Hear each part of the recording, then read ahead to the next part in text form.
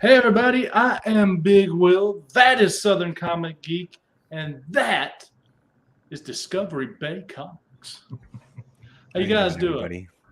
Very Happy good. holidays, Merry Christmas, and all Yeah. that other good cheery stuff. I'm doing good, All considering right. that I've been Well, snowed in, yeah. and Well, you made the it's most of it new yesterday for with me the to sale. not be able to leave the house. Yeah. Me and Southern, we get a good frost in the morning. It's like it snowed. All right. We, Yeah. we don't actually Well, have snow. So, when the but road's bad anyway, enough that the garbage guys don't come, they just flat out didn't come yesterday, and they yeah. they had a little instruction: just leave your But can out there. They'll come when it's safe. the My funny can's thing still out is there. that what temperature is it at your place, JB? I think it was 21 yesterday or 22. Yeah, it was 15 here. Ooh, Yeah, ooh. we're What not about used to this. what about you, Jason? No, it's 27 right this second, and Okay. yeah, it's been that cold as well. So I know this is some getting used to yourself, being from California. Yeah, man. I've been a California kid. I've never really actually experienced, I've gone up to Tahoe and gone skiing and stuff, but not like, It's nice, spending some extended Yeah, time where you can't leave your house. Yeah. right? It's nice to yeah. visit. Don't want to live there, kind of thing. Yeah. Yeah. Well, I So, hope everybody who's watching, as well as you guys, has a good Christmas tomorrow if you celebrate it, and a good Christmas Eve today if you celebrate it. which I But do. if nothing Both. else fails, hey, you're off work most likely, so that's a win. But anyway, let me say hello to everyone that's already here in the chat. I figured, I'm not doing anything. I might as well get on and talk about something that I'm doing next year, and I'll bring you guys in on it. And But we is got this our chance to talk you out of it?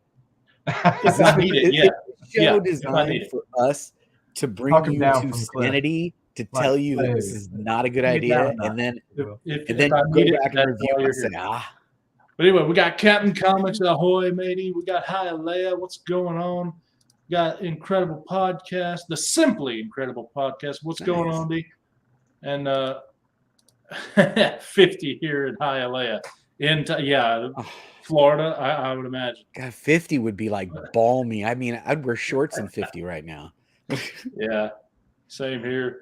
But anyway, as you Oh might my know by the goodness. title of this thing, it's I Want to Be a Comic Dealer. Maybe. Read John's comment. Go ahead and highlight John's comment.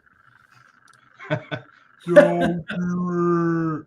Merry Christmas. Don't do it. No. So hey, John.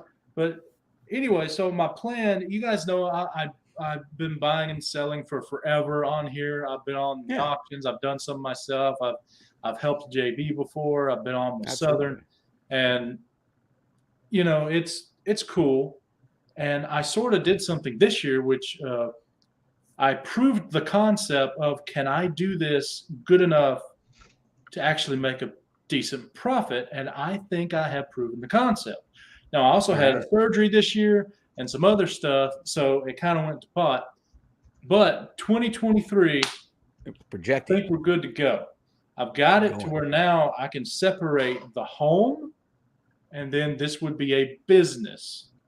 And that's one of the things that you really got to do, because if you can't separate them, then can you really say you got much of either Mhm. as far as No, I finances used to go? have a home office that I could actually write off, and there will be advantages to that part of it if you can pull it Mhm. Yeah. off. So I've got to Um, talk with my tax guy on the 30th. I'm going to do a conference call with him about what to do next year and how to do, the comics.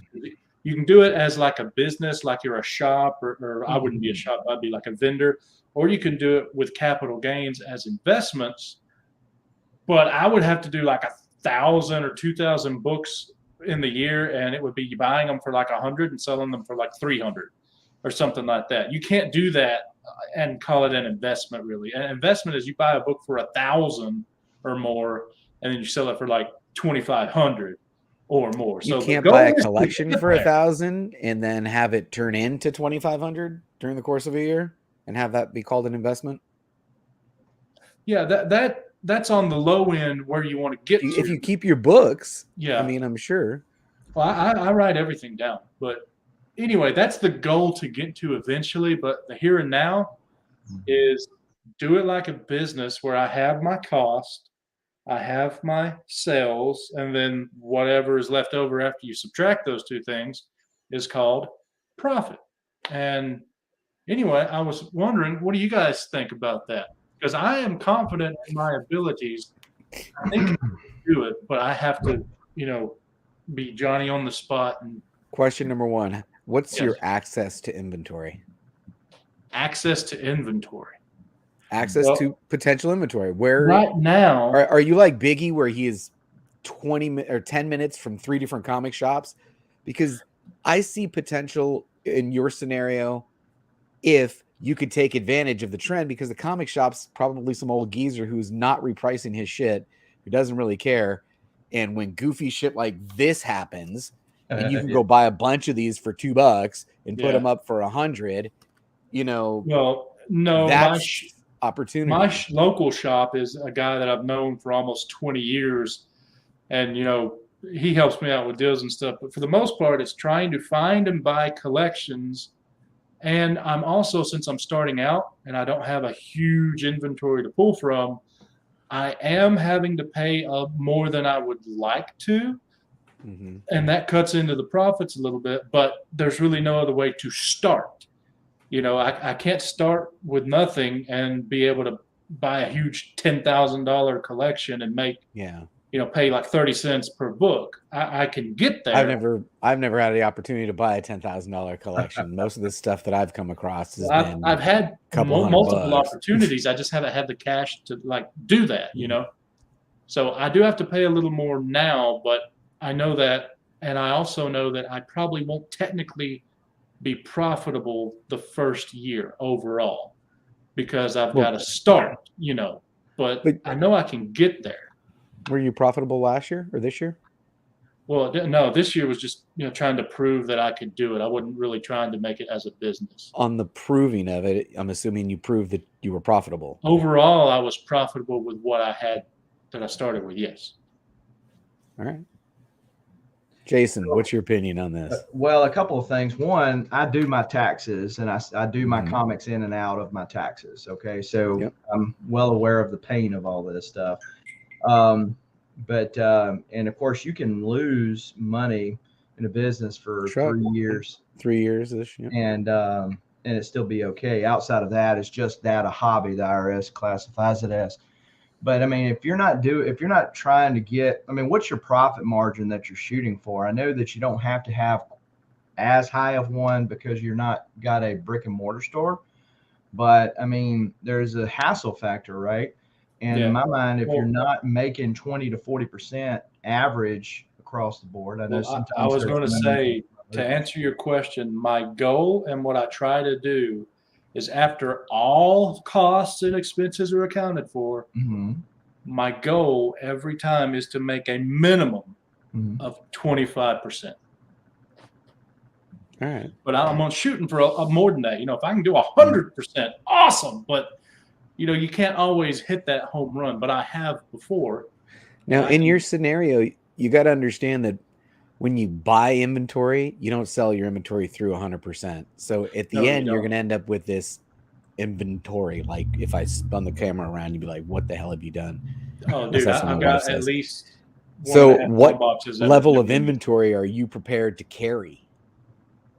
Well, it depends. I mean, right now, I see my main goal is to sell it like It's a conventions money and stuff. pit. See John's comment. Yeah, You guys make a profit? You make a profit? yeah, it's crazy, John. It's amazing what you can do when you're intentional. Well, and here, Anyway, yeah, I would love to do that, but I want all the comics. The only way you can get all the comics is if you buy and then you sell, and eventually you'll at least have for at some point in time all the books. That's the only way to do it. so here's the other thing. I think there's two types of business models in selling comics. You've got the dollar bin stuff. When I say dollar bin, I'm talking about $1 to $5, $10 inexpensive stuff, right?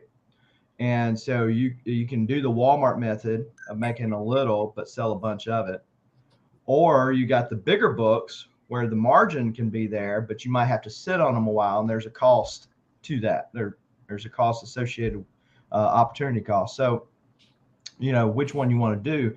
And having asked that question, let me add this factoid before you answer it. What I've seen, and maybe both of you guys can opine, and certainly the chat, with the market, what's happened with these big books with all the margins, it's like, Yeah. But So that's now why you- you got to be able to pivot into this area. Well, if you saw this desk, all these 531s that have been Mhm. selling in the last 2 weeks, well, because and that's what Yeah. people are asking for. right. And that's what they're willing to pay for. Because if you watch the Yeah. YouTube auctions, a lot of the bigger books, people are wanting like big discounts on, right? If I they're know, yeah, I've been I buying them. saw that recently. Yeah, but I'm trying to not sell heavily on like YouTube, for example. So I don't want to have to deal with what JB deals with, where he has a box, someone starts, and maybe in a year they have 20 books in there that they bought for $20, and then it ships. Which, if you got the space and the time and the patience, that's great. And if you can be consistently on and selling, On that's and great. selling. but You I gotta be can't. on. So my focus is going to be on going to conventions for the little books, going to conventions, and you got to have the main thing be like $3 and under Mhm. books. Man, That that's way a you have lot of people work, there. though, man. The For a little physical labor It alone. ain't that I bad. personally cannot lift these boxes over and over and over. I've handled these freaking short boxes so many times. I couldn't imagine having to load up to do some convention work over and over again. That just sounds exhausting to me. What's up, Daymares and Mama J? I physically couldn't do it. I Yeah, don't know well, about you. It's the I'm- hassle factor. I mean, Yeah, and but that's I'd rather what have they're that asking. hassle than the other hassle. The other And- hassle of sitting in your house and turning on the camera, And it didn't cost you anything. and, Whereas and driving there's to no and movement. buying the I mean, I ticket. think the YouTube and the I Insta- didn't and say I kinda would stuff never saved do the- YouTube, guys. I'm saying it's I- not going to be the main thing. I I want think to get that to focusing on the the bigger convenience of books, this. Mhm. and you can't focus with YouTube and do the bigger books. Those you have to do at conventions and other auctions and stuff. So, yeah, I'll have the cheaper stuff, but I'll also have the other stuff as well. And that's the thing that I want to make a profit on, to where the $3 and under books, it's pure profit when I sell. Yeah, it's tough. What I've noticed, I don't know about you guys, I don't know how many collections you bought, but it's a lot of garbage. Oh yeah. That you just a lot of garbage. And you may pull 3 to 4 gems out of a couple boxes, but the rest of it is like almost unsellable because they're all, who's going to buy them for $1? And then, thinking about leading up to the COVID boom of the market, you could go into almost any comic store and get those gems like JB was talking about. And there were a lot of opportunities. Marvel was putting out hits, everybody was jumping on them. That has cooled off as well. But I don't think that at least the stores I've been in, a lot of these people haven't brought their prices back down to where Right. they're at in reality yet. Right. And because now is a different market. And Yeah. Most of my interesting stuff concept. is now, the Big Will, do you have 95 like a and labor older. pool? I don't even Big worry about Will, new you have stuff. like family or a labor pool or something? Because seriously, loading up some U-Haul or truck with I'm not 30 short underestimating boxes is anything. no I've actually done joke. it at a show before, and I know it's hard work, but I can It's do it. hard I'm not work. afraid of. I'm a farm boy. I'm not afraid of lifting stuff. I'm not afraid of lifting anything either. I'm just saying I'm 50 and I am not. the body does not work the same way. And lugging these huge, heavy boxes, I don't have any long boxes in my collection anymore. 0. Because I flat out can't lift them. So now it's just short boxes. I'm going to the short boxes. I have long boxes now, and from now on, when I buy more boxes, it'll be shorts. Yep. Daymare says he felt like crap the day after he sold at a small con. He was probably all beat to hell. It is Using fun muscles for you me. just don't use. Think about squatting 100 times in a day with a load, because that's what you're doing, up and down, in the truck, out of the truck, on the flatbed, into the convention, into the setup, on the table. Why are and you take it setting all the back boxes down so low you got to squat? I've never had to squat. Oh man, I got shit all over the place. I don't know. You got unlimited room. All my shit's on the floor. I try not to put anything on the floor unless it's going to the burn pile. Yeah, Oh, I mean, my goodness. I would let's see. I think Daymare had meant at this level, if I were you, I would explore all options. And so it's kind of Yeah. what we were talking back in the green room about Big Will, short box, IG, YouTube, and Yes. platforming yourself out to open up your avenues. And I think like some of these smaller shops, that's where they've missed the ball, is not doing that. You know, you go into I a shop, agree. and the Whatnot, think about Whatnot. It's an aggravating hassle. Everybody wants dollar books, and they're like, they don't care if you lose money. Okay. Yeah. And so, yes, that's a hassle, but you've got to do that to get rid of some of that inventory that JB was talking about. Because Otherwise, it's you get boxes on boxes of stuff you cannot do anything. you cannot move, and it's really dead money coming alive. Yeah, Even if you're getting, because if you sell a dollar book on Whatnot Mm-hmm. after their fee and the listing fee, I think you get, I want to say 56 cents or something to that effect. They raised it. I haven't Yeah. sold them there a But while. if It looks it's- like I've sold a 70. bunch of them, so you're getting if 56 it's cents. But dead books, that was on a though, book that you couldn't move yeah, because it was dead. if it's a book that you couldn't sell, then 56 cents is a lot more than the nothing you would have got. So Yeah. I And don't the thing have about enough getting of on Whatnot those. is there's a lot of eyes that come through there. A Yeah, lot of eyes I that don't come have through there. enough of those yet to worry about it. But when I get enough of those, yeah, that would be an avenue I would consider going. Because I don't think anyone really 40. sells that I many don't know, but huge things on Whatnot. It's mainly, you started at $1 and it sells for $1 to $10. Right. Somewhere there. That's what I've seen when I've watched you guys. So the other thing with Whatnot and YouTube, and you mentioned this earlier about the hassle of keeping up with a box. You don't have to keep up with a box in perpetuity. I mean, that's up to the seller. But the object is, most people, when they buy 1 or 2 books from you, are going to buy the rest to fill up a Gemini mailer. And they're going to buy stuff they normally would not have bought had they not bought the first 2. But if you tell them that you're going to have to mail it now, they're going to like, I'm not going to buy it. Yeah. Yeah. And so you make sales because you're willing to hold those books. You do. And it gets something like this. My wife got this for me. These are all little on holds. Mm-hmm. And it doesn't take up that much space. There's 2 orders in there deep. And it's working. And if you sell like multiple times, what happens? That person says, I've got 2 books sitting there and Big Will's box. I need to go fill up the rest of that box so I can get those books. Let me go watch a show. Whereas I might not have done that otherwise. If you're on multiple platforms, on multiple channels, they're going to go, when are you on again? Straight up ask that question. Oh, I'm on Friday. Oh, yeah, hold that because I'm going to come see what you got on Friday. Okay, cool. I tried to do that when I was doing when I was selling with you, JB. Yeah. And I had a long box, and those comic dividers. I would have CFAP. I'd write their names on it, and I'd hold it. And what I found was I had gone down in health. Eventually, I had to do a surgery, so I couldn't stay consistent.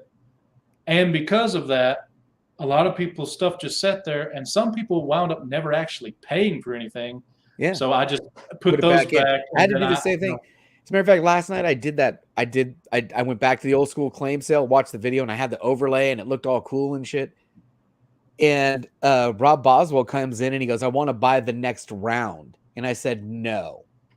And the reason I said no is because that was really fun and cool and all when people were buying the whole round. Yeah, but it was people a would logistical nightmare, I imagine. People would claim books and never pay the shipping. So they had nothing invested in it. Right. They claimed a free book and then never followed up to trying. And I don't know, tracking people down to collect shipping on 2 free books. And so he offered it, and I was like, no. Is that you sell, someone buys 1 book at one time with supplies and everything, you might actually lose more money than if you had sold it for a dime.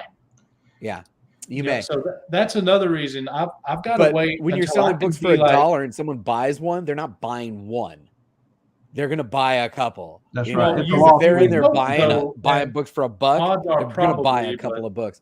I actually started all my stuff for $1 on Whatnot, and I figured out the shipping deal. So where the second book would be 50 cents, I almost have very few buyers that only buy one book. Sure. They always get another book for 50-cent shipping and get it in the box. Yeah, and I've been in you've really just started, trending on, so to speak, on Whatnot. And I mean, you've got a full room usually when I've jumped in there. Yeah, I've been trending somewhere 30, 35 people, but during that opening giveaway and that halftime giveaway, it can get up to 60 people in there. That's right. And that's the other thing, but it's a loss leader. I mean, everything that Walmart sells does not make money. Correct. They're willing to lose money on certain things because they know you're not going to just go in there and buy one thing.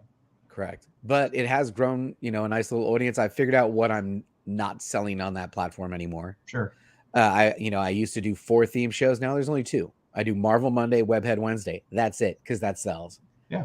DC don't sell, and all the variants and craziness don't sell. So that's why I had to go to this new, revise my claim sale. You basically have taken, you and Wolf Blitz have taken this claim sale grid thing to the next level. And I'm like, I gotta one-ups the one-ups. So I designed something really clever and clean, just super, super clean. Yeah, I saw it last night. Big Will, you got to do some of this. You got to think about all the different outlets. Well, I'm taking eBay, all of 2023 to try and figure things out. Like right now, I'm getting ready for April. That's a convention. Then I'm going to do that. Right. And then based on how that goes, I'll see what I have left. I'll see what sold. I'll see what didn't sell. And then I'll be open to the more avenues and try everything out so that by the time the whole year is over, I would hopefully figure out a good way to go forward. Jason, how many platforms are you selling on right now? I haven't sold on Whatnot in a couple of months, but I mean, I've gotten the or just saying 20 in this year, in this calendar year, how many different platforms did you sell on? Oh, okay. So Whatnot, eBay, Shortbox. Yep. I tried one con, so I don't know if that counts or not. Yeah, I'm just saying all the different opportunities. Instagram, YouTube. I'm missing something here, but yeah, there's 6 at least there. And I'm on all of those also. Okay, now here's a question you guys may not want to answer though. Sure. You say you got all those that you've sold on, and that's great. You're everywhere. What is your total cost subtracted from the total money that you've made? Have you made a profit? So on the bigger books I have, on the smaller books, it's hard to calculate because, like I said, you buy collections in total, and you pull a couple of gems. So I can't tell you this year because I haven't done my taxes yet, but I can tell you what I did last year. And probably last year I know for a fact, last year I was selling a lot more, doing every Saturday on YouTube, hitting other auctions, all that kind of stuff. So last year I lost $26,000. Now that sounds bad.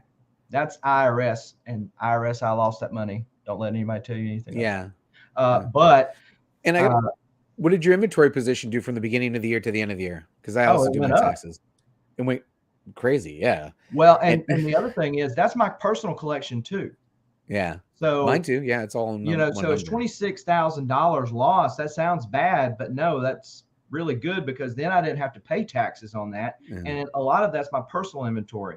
So that's the other thing. You have to write the stuff off in the year that you bought it. Yep. And then you take the gain in the year you sell it. So it's not like capital gains, to my understanding. I'm not a tax professional, nor do I play one on television. However, I do pay a lot of them. So and I slept at a Holiday Inn Express last night. Yeah. So I also have been, last year was the first year we turned a profit in this portion of what I'm doing. And when it's a lot easier than I thought in the end, because since I run all of my purchases are coming through, all of your purchases for comic books for me are either coming through PayPal. Mm-hmm. There's nothing else I am buying on PayPal that isn't related to comic books, period. 100%. Makes it a lot easier. So, and even things like waffles, because my wife was like, well, how are you going to figure out the cost of that on a waffle? Because you have lost 4 of them and then you won 1 of them. And I'm like, all transactions going out are inventory purchase. all of them going out are inventory or business related purchases.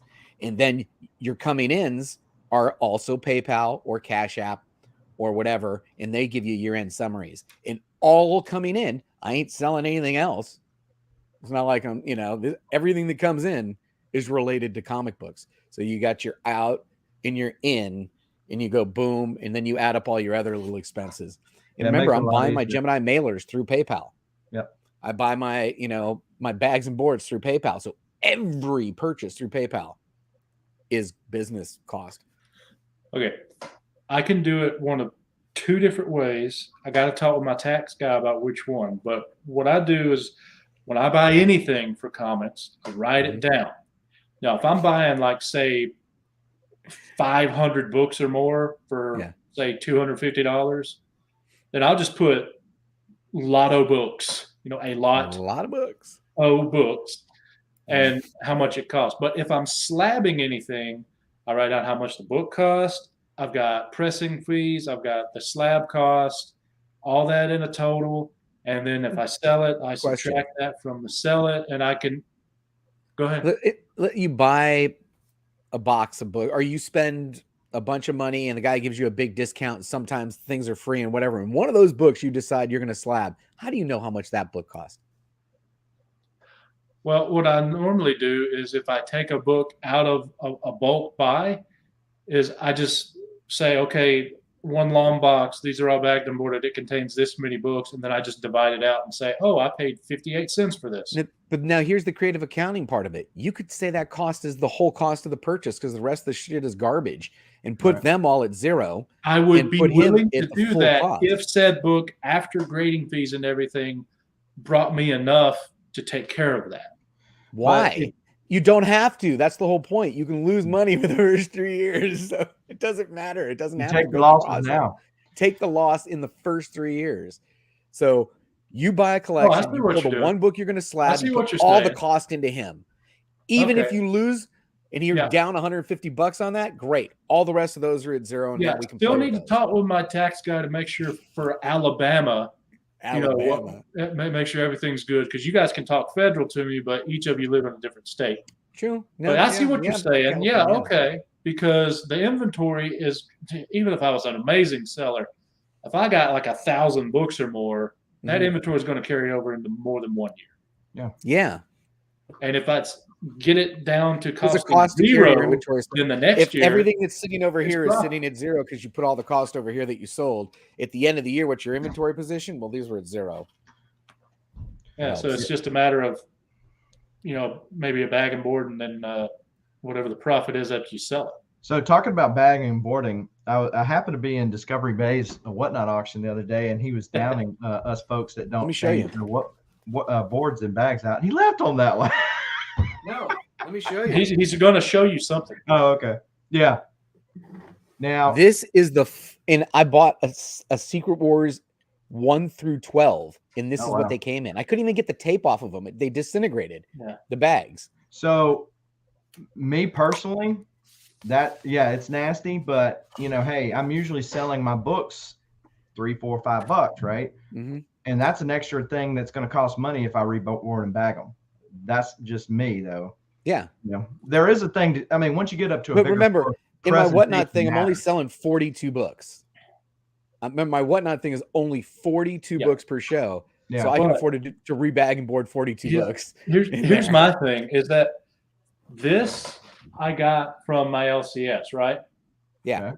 He freshly put it in a bag and board of his own. If you notice, it has Scotch tape. I never do Scotch tape. Okay. I don't ever tell people to do Scotch tape. But it looks good enough. I just put it right in the box. But if it's brown and the bag's yellow, I'm rebagging yellow. You know? You can't if as a seller, come on, man. I'm not buying from that guy again. I'll never buy from that guy again. But you don't put one book on one side and one book on the other side when you only have one coating on your board.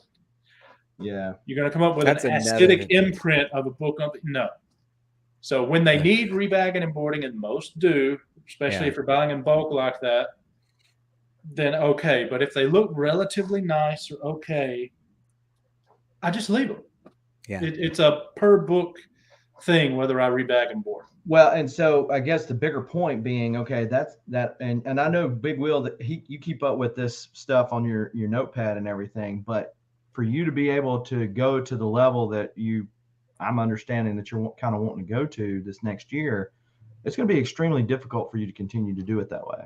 Yeah, the piece of paper and a pencil concept for this whole business, if to scale it, you'll be much happier to be able to pull some report from your PayPal account quarterly and just print that out I'm and doing have that and have that, be your ledger instead of, ripping up a couple of notepads. Because if you ever got audited, I'm gonna print all that out.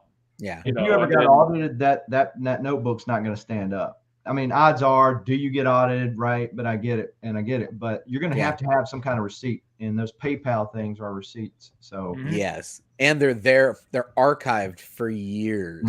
So if you need so they charge you it's there. Yeah, no, it ain't free. They'll give it, but they'll give it to you. So here's the deal: they charge you a fee, and I know a lot of people still use the goods and services stuff. Friends and family.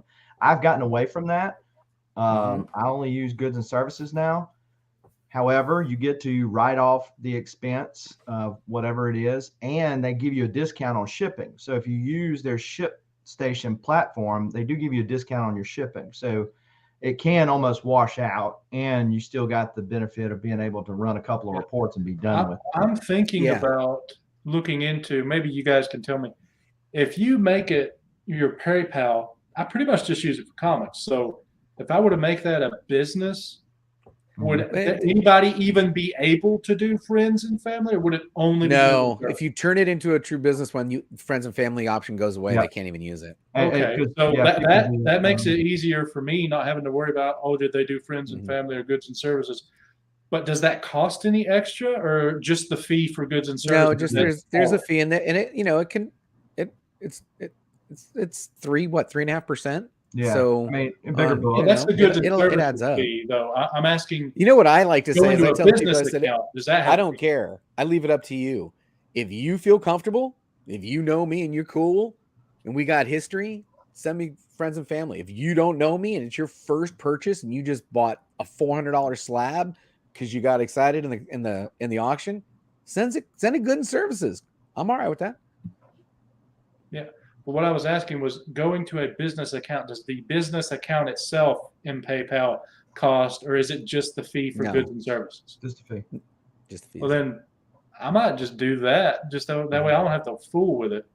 Yeah, all it takes is one Jim Mint kind of deal, and PayPal can mess you up if they want. Yeah. But if you go back, most of those accounts that have gotten frozen like that is from excess large friends and family payments, and that's large. Now you can argue whether or not they should have been, and that's that, but that's what's happened. So I went to the business account, and all my comic stuff goes through there. I have a separate PayPal for my other stuff. I need to do better on my Cash App, because I have one Cash App for my rental properties and my Cash App. I don't know how. I'm fuzzy on the Cash App thing. It's just another platform. Your money stays in the platform until you say you want it, and they charge you for it. If you do it so that it does on your card, and you don't have to do the instant with the fee. Yeah. Is there a way to do business with that, or do you just have Cash App and you just have to report it like you would any other income? Or do they have this is business? Does it No, it doesn't separate the reporting. That's why I don't, who are you personally Cash Apping though? I mean, and it's all, everything that we use Cash App for, guys, for me, is for this comic book stuff. Yeah. Because it's Cash App in and Cash App out for. I personally don't use it. It's not like I'm sending my school Cash App to my buddy for some supper or something. Yeah, I've never done that. Yeah. So you have to pull those transactions out. You can print your quarterly reports, year-end reports, and literally go through every That's what I did. I print them all out and highlight them. Is it this is my subscriptions, because I gotta break out the subscriptions. Is Cash App just for phone, or can you do it on the computer? I've never used it anything on the computer. I mean, on the phone rather. But it might be on the computer. Cash App's owned by Square, If you didn't notice, they just reversed. The IRS did their They did. big thing to do the 10K thing for the. I heard for a Why do you year. think they reversed that, Jason? Why do you think they reversed that? I Probably think 'cause that thousands of somebody with people complain. PayPal. Hold on. I think somebody with PayPal is political expediency. Mhm. They want the money, you know. But I think that some people with PayPal and some of these other big ones lobbied them and said, "Look, this is a logistical nightmare for us. Please push it off." And they paid them enough, and they did. I think it could even. I think it could even be not like a PayPal level, maybe like an eBay level. Hey, Kevin. Or an Amazon level type thing, because Yeah, Amazon's going, all of my individual sellers that are selling through us, they're gonna go away, you know, Right. and you're gonna bust our business model here. You And know, so they're eBay like, was "Hey, like, wait a minute, you I'll want to contribute tax to all your these people? campaign." You could crush our platform. Yep. Hold on for a second. Let's rethink this. That's what I thought, because Yeah. who was going to be affected? Not just us little Joe Schmo, because a lot of people, like my wife's like, I'm not selling on Mercari anymore. Fuck it. You know, it's not worth it. I might as well just give it all to charity if I'm going to have to pay taxes on it. And I'm like, all right. So we took all the listings off of Mercari and she's donated it all. Okay, cool. Whatever. And think about those huge platforms losing their sellers big time if all these people started falling off the platform as sellers. That's who lobbied them, not the little Joe Schmuck. They don't give a rat's ass about us. When eBay and Amazon and PayPal went to them and said, whoa, slow your roll, man. Yeah. Think about what's about to happen here to the economy if you put all these little people out of business. Because if you think about the timing on it, it would have been done prior to November if it was the little guy, right? They would have said, "Hey, look, we've rethought this. This is going to hurt our constituency. We're going to do this," and they would have used it for political points and grandstanding during the elections. It was all about the big guy. To your point. To your point, you brought. I mean, led me down the road. So moving on, I don't know how much you guys are thinking I'm going hard on for next year. I am hoping for the entire year to move maybe 10K worth. That's not have a profit of 10K. That's easy. Come move on. 10. That's what I'm shooting for. If I do more, hey, great. I wouldn't fool with the convention if that's all you're going to move. Yeah, I think you could move 10K sitting in that seat right there. Yep. Building up. Honestly, you can do 10K sitting in that seat right there. I don't know. Work on the. You got the setup. The last YouTube auction I was on, get on the auctions. Start using IG to sell books. Start. You know, I think that's a platform that's just sitting there waiting to be used. You have opportunities to do it from home in the comfort of your home. I'm just saying, 10K is not a big number. If you said I want to do 30K next year, you better do a couple conventions. A couple. Yeah. Not really BLC. I'm basically thinking about doing comics as a business next year, and that's just what we're discussing. BLC, you get to watch the rewind. That's the beauty of the I gotta stop saying the. That's the beauty of YouTube. Well, you know, and but again, to Disco's point, I mean, you can sit there and do that at your house, but the YouTube. See, now you got me doing it. The YouTube or Instagram or whatever, they reward consistency. So if you are constantly selling on whatever your days are, Tuesday and Thursday, whatever it is, don't buck up against the big auctions. Get your name out there and have people start following you across auctions by getting on some of these big platforms and the other platforms. Yep. You'll have, if you go on Whatnot, you're going to have to do a lot of giveaways to get subscriber you know, in that viewership level. But once you're there, people start to notice you, and it can become a rolling snowball. But think about Big Will. If you decided Monday is my day, it's Big Will Monday. Every Monday, I'm dropping my claim sales on Instagram, and you're consistent. You will grow that, because we will know that every Monday at 6:00. He's starting to drop his photos for Instagram because they're coming. There are sellers on the platform. Their consistency has gotten them the business that they've gotten. Yep. Again, doing it from home. for like slabs or bigger books, but the No. little dollar things, I'm like, Why not? Well, it why seems not? like it's way too much of a hassle. I have tried that before. Way a too little much. bit. Man, you really think I want your honest opinion? This whole premise of yours was really built around not doing YouTube or Instagram, but doing 10 grand in just conventions? Well, Honestly, be honest with me. Was your premise to do conventions, 2 to 3 conventions next year? Because you got April planned out. More than that. More than that. You want to be a convention seller. You need to retitle this. You want to be a convention seller. Now, what we're going to tell you, you're nuts, because you can be sitting at home and do 10 grand. If your number is only 10 grand, you could sit your butt in that chair and do 10 grand if you were consistent. Well, Consistent. I don't know if I can be for as long as I would have to be. Then how would you be able to do the conventions? Because conventions are limited to just the weekends. It's just the weekend, and it's so much work. Well, and so I tell you, Discovery and I, work to me. Discovery and I, of course, have done things on the electronic platforms, and it is a lot easier than the convention idea. If you want to get an idea of what conventions are like, you should call Jeremy up, that does the Huntsville convention. We were there, and we did a show there, and then I've looked at some other shows too, and I've already paid. I've got my booth. But no, I'm saying, ask his opinion. Say, hey, look, on the amount of work that he puts in to the prep he's got of people the he event, pays. They're relative to the physical. Well, I don't think Jeremy would be the one to ask, because he puts on the whole convention himself. Yeah, but what I would need to do is ask somebody that has a booth. He goes to other conventions too, though. Yeah, I know. Yeah. So, I mean, he knows how it is. And then he also knows how other conventions don't do it. That's why he started the Huntsville show, right? Because not all conventions are equal. Some suck. And Some especially suck. Bad. Some suck. Or ask Mario. I mean, you've dealt with Mario multiple times at conventions. Yeah. Ask somebody like him and say, hey, man, I was just thinking about this crazy idea. BLC wants to get on the panel. How much longer are we going? I saw that. Oh, I have no idea. It depends when everybody stops talking, I guess. Actually, no, let me not do it that way. BLC, I'll just drop it in the chat. Just don't let nobody on unless you recognize him. Well, just after BLC comes in, delete it. See. And it's kind of obvious that it's him. He'll probably have Lenny in front of the camera or something. Well, yeah, but after he comes in, delete the link. Oh, I can do that?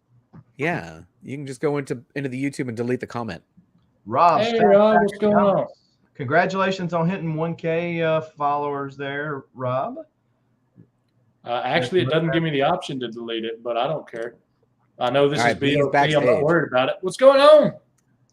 Big Lion Cat, have you ever set up in a convention? No. All right.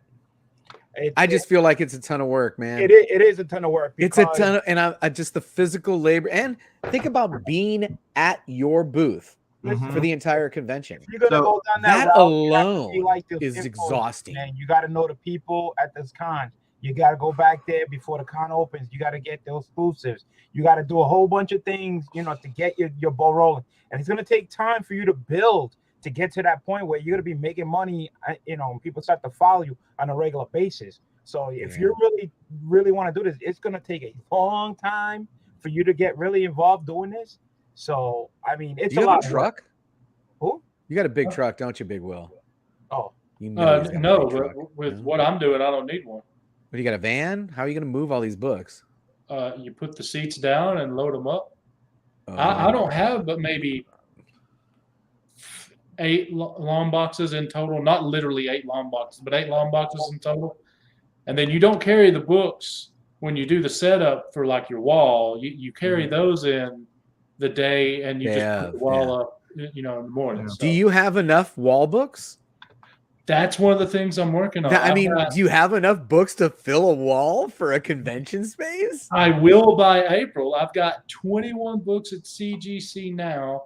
Ooh. I've got another 10 coming. How many do you need to cover the wall? I've got another 20 or so here. So I got enough to at least fill a wall. Okay. Not necessarily replace, but I don't know. It depends on what I can wheel and deal by April, Yeah. Well, and that was the other thing, that mentioned sitting at the booth. the whole time. Big Will can attest to this. When he and I split the booth at Huntsville, I was like, "Hey, Big Will, can you sit here while I go look at all these boxes?" Because I couldn't stand not looking at all the deals.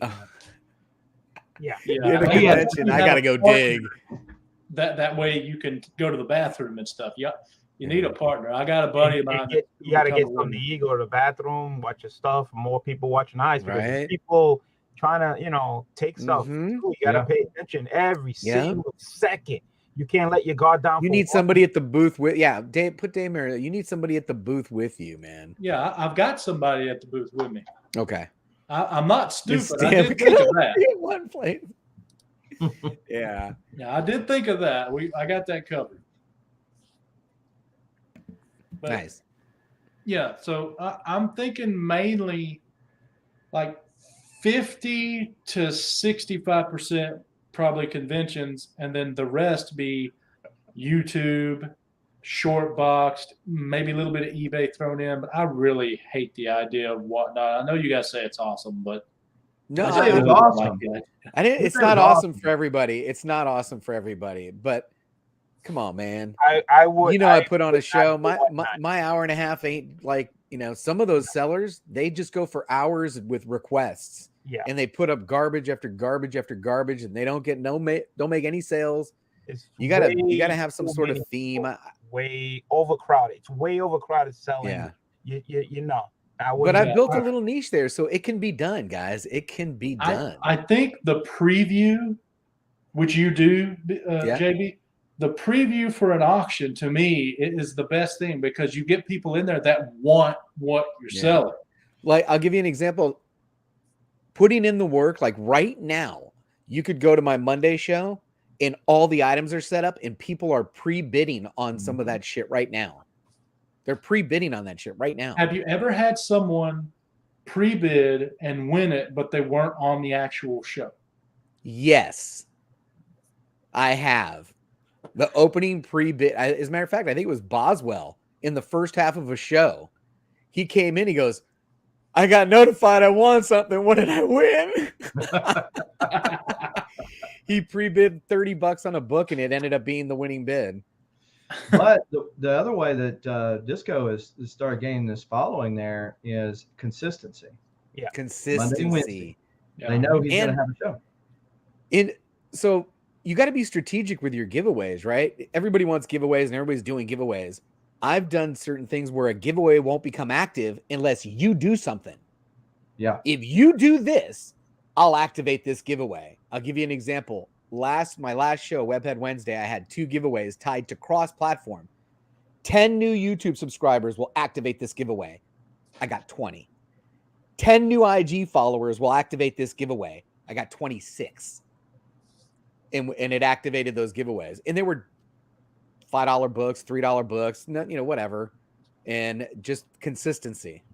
Well, and it's basically like advertising. I mean, you're not losing the money. You're advertising. You're getting your name out, more followers, more eyeballs. So, well, like I said, I will try to make a profit with every sale I make. Sometimes you can't, but I am not expecting to be profitable this first year. I'm expecting to learn how to be. You're going to lose money for 3 years. Look at me. Yeah. Look at the IRS. I'm losing money for 3 years. Yeah, I got what you're saying, but I'm going to learn this year how to be profitable. You know what I'm saying? Did we talk him down yet? He's still at the ledge, John. He's still at the ledge. Are you also prepared when somebody comes in and they want to do a trade? Are you prepared to handle that? Oh, yeah, I'm prepared to handle that. Trading, you can't have trading be the main thing you do because you never get any cash. No, I'm just saying because it does. Trading is one of the best things you can do because you take whatever you have in your item and it becomes transferred into whatever you've traded for. Mm-hmm. So if you're smart, you'll hide and do away with some of your mistakes by trading. So Dave you're selling to me, right? When you start to sell, and you're gonna have those people that are just gonna be a pain in the butt, annoying. You got to deal with that. Well, I've dealt with it before. It's okay. Yeah, how was it last night, BLC? You're gonna be doing. I couldn't watch last night. How did it go last night? And you got to get yourself into the swing of these auctions because You may strike out 2 times in a row, 3 times in a row, but there'll be one auction that you're gonna hit, and it's gonna Yeah. hit big. Well, I've done Where you'll get some drunk fool named JB up in there I've buying done all a your few with slabs, Stan. The last just few with buying all your Stan. shit. I've asked Happy hour BLC on every his hour. past 2. He didn't have enough space for me, but that's okay. Yeah. But I'm watching for him and everything. But in response to Daymare's, a quick nickel is better than a slow dime. He hadn't paid me yet because he's thinking about some other deals. But if he pays me, this I was selling. It's a Shazam 1 and 8-0. Oh wow. Yeah. I was selling it for $85 shipped.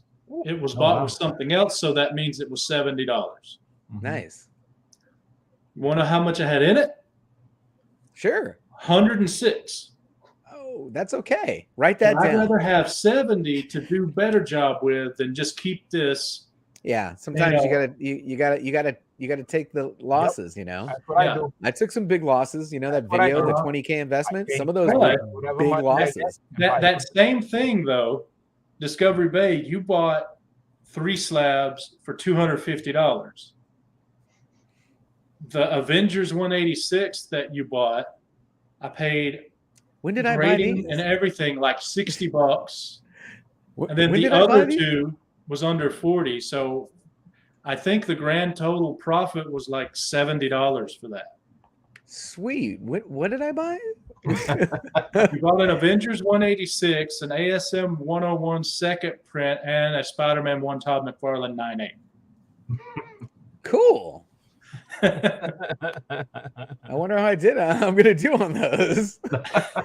Well, hey, I just told you what I paid. I mean, the 186 is worth $200 by itself. The Oh, ASM is worth, I have no idea, but the Spider-Man 1 is worth $100 right now. So you're going to make money when you sell it. I gotta stop fucking drinking and buying books, man. I gotta fucking...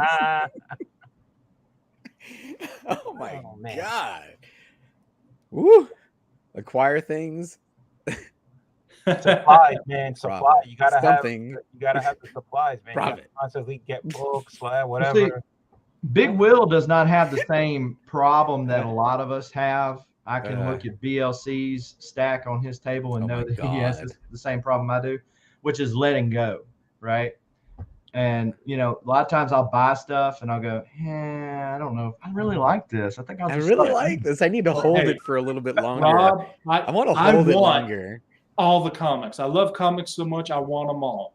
The only way I can get them all is to have them for a period of time, Yeah. and then I sell them and buy something else with it. And eventually, I'll have had Right. all of them at a moment. The 4 of us on this panel, tell me, when you first heard this statement, you were like, I don't know. But now that you've been doing it for a while, it's 100% true. These books come and go, man. They just come back around. Right. They come back around. Everything that I've sold that I had regrets has all come back around. And at better pricing that, just everything comes back around. All these books will be available again, and you'll find them in deals again. So it's okay to sell them. It's okay. Oh yeah. I've been going to different places all over the place. As you guys know, I've been traveling, going to different cons, and just finding books that I'm like, okay, wow, look at price wise. And you see me, I come with hauls wherever I go. I'm Come with some There's stuff big out time there. hauls. They're all over the place. Hey, BLC, you picked up books in my whatnot that you could not buy on eBay for those prices. Just flat. Some of the books that I sold a freaking Secret Warriors 8 for $59 Oh, wow. the other day. How bad was it? It was the one that came in this collection. That's another thing. We're kind of getting off topic with this, but that's another thing I wish people would think about is you got to look beyond the bag. Okay, I've had stuff like one time I got a Batman Beyond, his first appearance, the #1. The bag on that was nasty. But I looked beyond the bag. I looked at the book. It was a 9.8. I sent it to CGC. I got it as a 9.8. Sold it as a 9.8. Damn. You want to talk profit? That's a good one. Yeah. Yeah, no, that book didn't go. And it just didn't go. Sometimes they go, sometimes they don't. Well, you have But, about half of the production run apparently, so I think you'll be okay. I bought 2 more yesterday. I bought a 9.6 slabbed, and I bought a raw one with the 252. I keep buying the black suit Spideys. Have you got the 9.8 yet? Yes, I do have a 9.8. No, Yeah. no, no. Have you got No, a 9.8 I've never yet? submitted Sending and it gotten in. a 9.8. I've never submitted and gotten a 9.8. I've gotten It's still 9.6 like 5 times, and I've never gotten a 9.8. I just got this back from McFarlane. Oh my Well, god, hold on, I'll make 9.8. you Look at bigger. that. Did you get the full Todd? You did, you lucky son of a bitch. That's keeper though, man. You ain't selling that. Oh no, hell no. Hell no. That shit's I got this keeper. from New York Comic Con a couple of years ago. Yeah. Nice. I'm having a hard time coming to the realization that a lot of the books that I'm having a hard time selling, I don't display. And this you know, off. my wife's like, dude, if you're not gonna display it, then sell that shit. Right. Right? This is an upgrade. I had a 9.0, so now I got 9.4. Nice. And these are pressed by Erod? No, I bought this. Oh, you bought this. Oh, 9.4. okay. Yeah, the 9.0 is the one that I have that was pressed by Euron. So are you selling the 9.0? Maybe eventually. I don't know. I'm keeping it right now. You got a 9.4 right there. Sell the 9.0. Yeah, I might. I don't know. Yeah. Ooh, so here's a question I'm going to ask my tax guy. I just thought of this to ask you guys. Let me show the LCs there. I like that. The beauty book. So here's a question. Starting in 23, pretend this starts in 23. All right. I remember I bought something in 19. I skipped 20. I sent it off to be graded in 21, Mhm. and it comes back in 22. Mhm. There's the cost of buying it, the cost of grading, and then there's the selling it where you would get any profit. Mhm. Do you take those when the year that you let the money go, or do you hold it until you sell it and do it all that year? How would you guys do it? I have in and out in 1 year. I told you. Everything out and everything in Yep. in 1 year. So those are my costs. The fact that you bought that book in 2019 is irrelevant the way I do mine, because the cost in the out occurred in this year because you're only doing taxes for this year. So in other words, You would have had a carryover inventory if you would have done them in 19, bought that book, didn't sell it at the end of the year. You're like, hey, look, hey, the first couple of years, my wife's like, hey, you know, you're buying a lot more books than you're selling. Yeah. She's on to She you. goes, well, what's going on with that? I'm like, well, that's what's called inventory. And then when my inventory went from this number to this number in year 2, she goes, all right, now we need to yeah, let's rethink this position here. Yeah. The cost occurs, you're doing taxes in a year right there. So Yeah, so whenever it that cost should be- goes out, whenever it comes in. Ideally, it's in and out like that. Because the problem with it is carryover, keeping up with all that stuff, Mm-hmm. keeping up with the receipts to prove that you had these costs that for whatever reason you haven't filed off yet. So it's much easier to just take the loss. Let's say you So what you're bought saying on is, one book, but you took the gain on another book. you know, yeah. but it's So in what and you're out. saying is, if I buy the book in 19, I Mhm. take that cost off at 19. If I slab it in 21, I take But it's that now your cost inventory. off at But now it's 21. your inventory. That's And right. then when I do in 22, I sell it. I just have that profit because there's no cost. The cost has already been taken care of in the previous years. That's what you're saying? Yeah. The cost, but you have inventory too. You're rolling your inventory over. So the inventory has cost. Yeah. So right now, if you're going to start this in 2023, the first thing you're going to do is you're going to look at your collection and say, I am investing $27,000 worth of inventory into this. This is my start number. I'm starting with 27 grand worth of inventory. It's my personal collection. I'm going to sell that shit off. I'm selling off my personal collection. That's what I'm starting with. Make sense? Or whatever you I think decide so. to dedicate to it. Right? I think so. Yeah. Okay. You're going to have to come up with a number if you're going to do some taxes for your year. In 2023, I'm starting this. Well, what are you starting with? I'm starting with all those books over there. Well, what do you got into those books? Let's Yeah. declare it. Boom. I'm declaring that. That's my opening inventory. Bam, right there. I'm going to work with this. Yeah, but doesn't the prices of books, of course, change? So They do, but he gets to declare what Well, his yeah, inventory is at this point.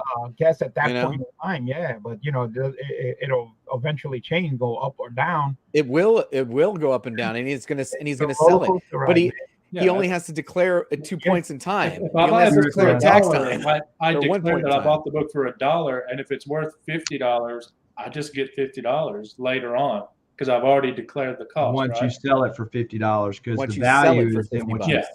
paid for it. Yeah. Again, now you could talk about your inventory position at the end. Oh, I have to reevaluate what my nah, dude. There's too much work in that. Fuck that. In and out. What's left over? Did my inventory go up or did it go down based on this number that I messed with? This year, I didn't buy as much. I didn't, and I bought a lot, but I sold a lot of books this year. So yeah, and so that's the other thing. Looking forward into the future, to Discovery's earlier comment was take the losses in the first 3 years. Even if you're showing a minor profit in the 4th year, show the profit. Otherwise, you're defunct. You got to have a But profit. you keep in mind those first 3 years as your profit. You're saying we lost money because I didn't sell it, but my inventory position is growing. My inventory position is growing. Yeah. Okay. In year 1, I had $5,000 at the end of the year of inventory. Then I had $10,000 at the year. Then I had $25,000 at the end. Then I had $60,000 at the end. What the fuck are you doing? Sell that shit. Then this year it'll go down to $30,000 in inventory, but sales will be X, Y, and Z because I will have sold off that inventory. And then I added more inventory. So there's 30 and then there's another 15 that came on top. You weren't here at the beginning, Rob. I've already told these guys. Yeah. I got a conference call on the 30th with my tax guy. I'm going to talk to him because JB's in Oregon, yeah, Southern in Mississippi, I'm in Alabama. They have opinions on federal, but I'm going to talk with someone that knows state and federal as their job. So don't worry, I am talking to a professional. But I want to know how these guys. We're fucking crazy bastards. Yeah, I want to know how these guys would think if I. BLC, how do you explain your expenditures? What do you do with it? Yeah, because I would imagine with drop it as a hobby. I mean, how much you buy and all, and this to me, this is not a business. This is it's a hobby. So you got money coming in, money going out.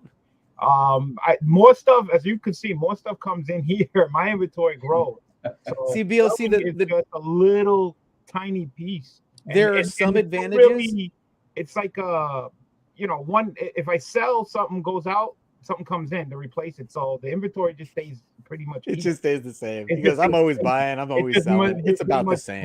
Levels, cross. But see, in a scenario where you were a business, BLC, the room that you're in right now would be a deduction to help run your business, and then you'd be able to take, what you paid in mortgage, what you paid in electricity, what you paid in heating for that percentage of your house. Yeah. And be able to move that over into some deductions. There are some advantages. Yeah, in the space that you're using. But the standard deduction went up a few years ago, so some people don't itemize on their taxes. They don't itemize. Yeah. But look at the size of that room. I bet it would be to the mortgage, right? Let's ask this, BLC. I'm not asking for an accurate number or anything. I mean, and that would be personal. But if you were to say how much you sold as a percentage versus how much you bought in 22, what would that percentage be? Selling? Yeah, how much did you sell percentage-wise of what you bought this year? Selling 5%, 95% inventory coming in. Okay.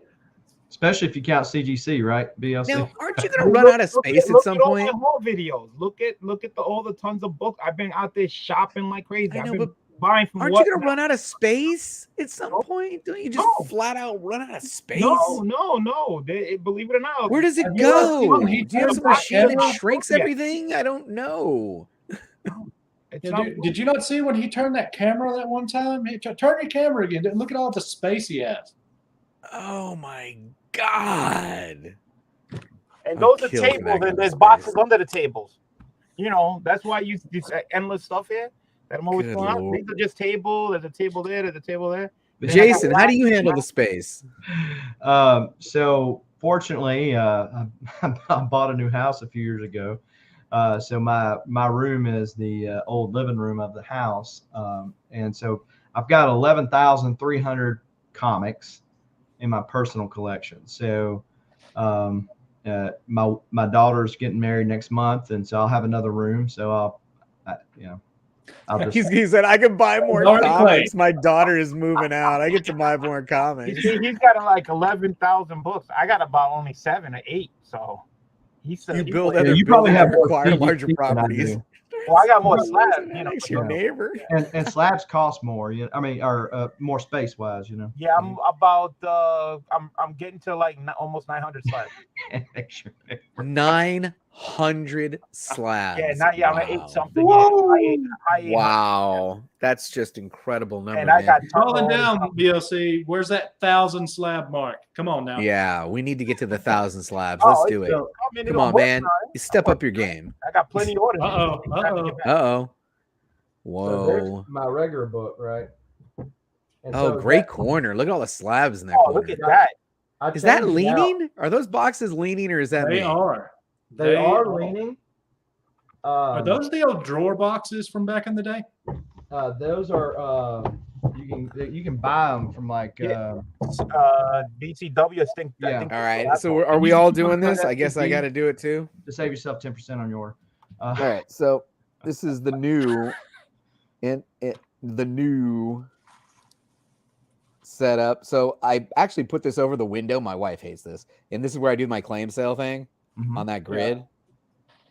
But we're big into IKEA, so I've got 2 of these units, one on either side of me. There's one there, and then there's one behind me, right? And then next to that is the TV because I'm actually in my bedroom. This is the actual bedroom. My wife is not happy about it. So what you do with all So- your Funko Pops? They're all in storage. All in storage. So tell me that's not a Jose Canseco bat. Why? What are you talking? It's a Will Clark. Okay, that's a line from Turtles, the TMT number. Oh one. yeah, you're right. Tell me. Yeah. Tell me Yeah, you did that's- not pay for a Jose Canseco bat. Will Clark, played for Mississippi State. What's up, Chuck? And Yeah, played for the Nuschler, man. Come on. He was my favorite player growing up when I was a kid. I was born and raised in San Francisco, and he just had the sweetest swing. So here's my question for Giants. Dame Ayers. Will who? You know who we're talking about. Book came all the way from Italy. Delato signed it. I saw that Wow. video the other day, and I was like, "Oh, I hope he gets a 9.8." Is this one of the missing ones you had that you had to get to finish the deceased? Is that a deceased? No, I'm no. sorry. Well, this is a deceased book. I still can't find the one that I need to complete the How set. many deceased books do you have now? Graded? No, not graded, just total deceased run because you were collecting it. Do you have them all? I mean, how many do you have? I got like 158 of the 160 one left. total. Yeah, it's over 100. Yeah, it's over 100. I'm missing one. One book. Yeah, and it's hard to find. I thought I found it for him, and No. yeah, I didn't. No. But This hey, is, here's straight dress. you do a lot of you got Funkos too, right? BLC. Isn't that Yeah, what you- that's what you see right here. Okay, well let me ask something that might make you guys leave. Mhm. Are Funko Pops the modern here we Beanie Baby or no? No, too many licenses. It's too long. It's been around for a long time. I feel like the fact that they have so many licenses and they're continuing to license product and put out. I mean, these are cool as hell, man. I mean, when Yeah. you're innovative enough to do this kind of thing and the possibilities of this kind of thing, and you get comic collectors like us buying these up, Funko is not dead. I'm missing issue 107 of X-Men. Just 107. Once I get 107, I got from 100 all the way to Let 200. me go see if I got it. Hold on. Yeah, but it's got I have to be like a 9.94. I'm trying to get like a 9.4 average. Are you gonna go snob on me? Yeah, Stop. BLC does that. Yeah. What? No.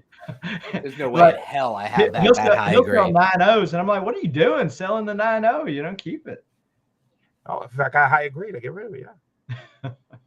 All right, I gotta go. All right, guys, that's it for me. I'm getting the, All I'm right, getting we'll the see you, hook. man. Thanks for dropping Getting by. the hook. Exit stage right. Merry Christmas, everybody. Yeah, your Have a wife safe should and happy actually make a holiday. hook, and she Huh? could just literally take you off. as You know what? I should get her one so she could Free giveaway put her around the tomorrow. neck. Don't miss out. Happy holidays, everybody. Merry Christmas and stay safe. Peace. Merry Oh, Christmas. don't forget, Thank you. we had a good time. Had a good At time. happy hour. Peace. So, how would you feel about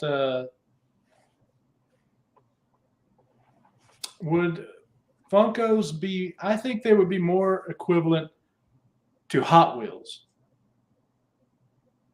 as a collectible. Like in 50 years, they're still going to be producing Funkos. I would imagine, and people are still going to be buying them. And there's a few people that are going to be collecting them, but I think they'll be kind of like Hot Wheels, where they're all $5 and there's no big dealers or anything anymore, but they're still there. Unlike beanies, which are dead. Yeah, I think that the thing with the beanies, and I think you mentioned this before, was their market that they had back in the day was not as large as what the Funko market because the Funko market kind of crosses other genres with the comics, with the cartoons. I mean, it crosses. They got so many licenses, it crosses so many genres that they have a bigger market than what the beanies did. Yeah. They can go in different directions. And the other thing with Funkos is I don't know, maybe they were sold as these are an investment. They were sold as these are cool, these are cute. Yeah. And then now people have same way with comics, right? Initially nobody thought an Action Comics 1 would be worth what it is today. I would still say there's a lot of differences there, but yeah, I get what you're saying. They were just a cool tool, and people were like, "Hey, I want that." Right. Yeah, that's what I'm saying. Beanies were sold around probably in 50 years. Yeah. I would imagine Funko still, maybe not at the rate they're doing it now, but I would imagine they're still going to be putting out pops. Yeah, I mean, there's so many variances of them, and I had to scale my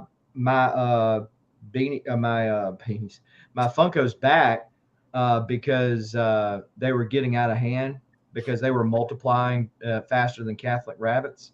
Mhm. And but what I was initially getting them for was getting things signed that were not comic related. Like if I was at a con and I want to get a signature, I wanted it on something like I got the voice of Ren and Stimpy to sign the Ren and Stimpy pop. Okay. Well, I think I don't want to cross genres or cross streams with the comic. So I think much like Hot Wheels, the Hot Wheels has the Sweet 16, I believe, the first ones that were produced. The Funko equivalent to that will be worth money, and I think all the signed ones will be worth a premium. But at some point, pretty much every Hot Wheels is just $1 now. I think Funkos will eventually be the same, back down to their MSRP, pretty much wherever. All of them are pretty much $5, but they're not going to die because of all their, different licenses and stuff. And people do actually enjoy them because they look cool. And there's so many outlets for them. Like you're not just talking about Target and Walmart and online. Yeah. Beanies didn't have the online factor back then. But you're talking about Hot Topic. You're talking about Walgreens. All these places. I'm saying, it's like comics. They have variants. Then they got limited supply. Like there's only a certain amount. There's some Faces. So people like they'll hunt them down, just like exclusives for comics. They pretty run the same way. Some of the pops. So I don't see it dying. I didn't see it big in the beginning. I didn't jump on it when it first came out, and it's still going, and it's still going strong. So, Well, yeah, but with the amount that are produced, what I'm saying is that's a small amount. Same thing with I don't know if all of them that are vaulted. No, not all of them. Some of them are still $5. But anyway, I'm just an outside observer. I'm not in the Funko space, but I hear a lot of people getting angry whenever they were compared to beanies. And I was like, well, beanies started in 93. The internet happened and they were dead by 2000. Well, they stopped the bubble at 2000 and were pretty much dead by 2003. Funkos have surpassed that as far as the amount of years already.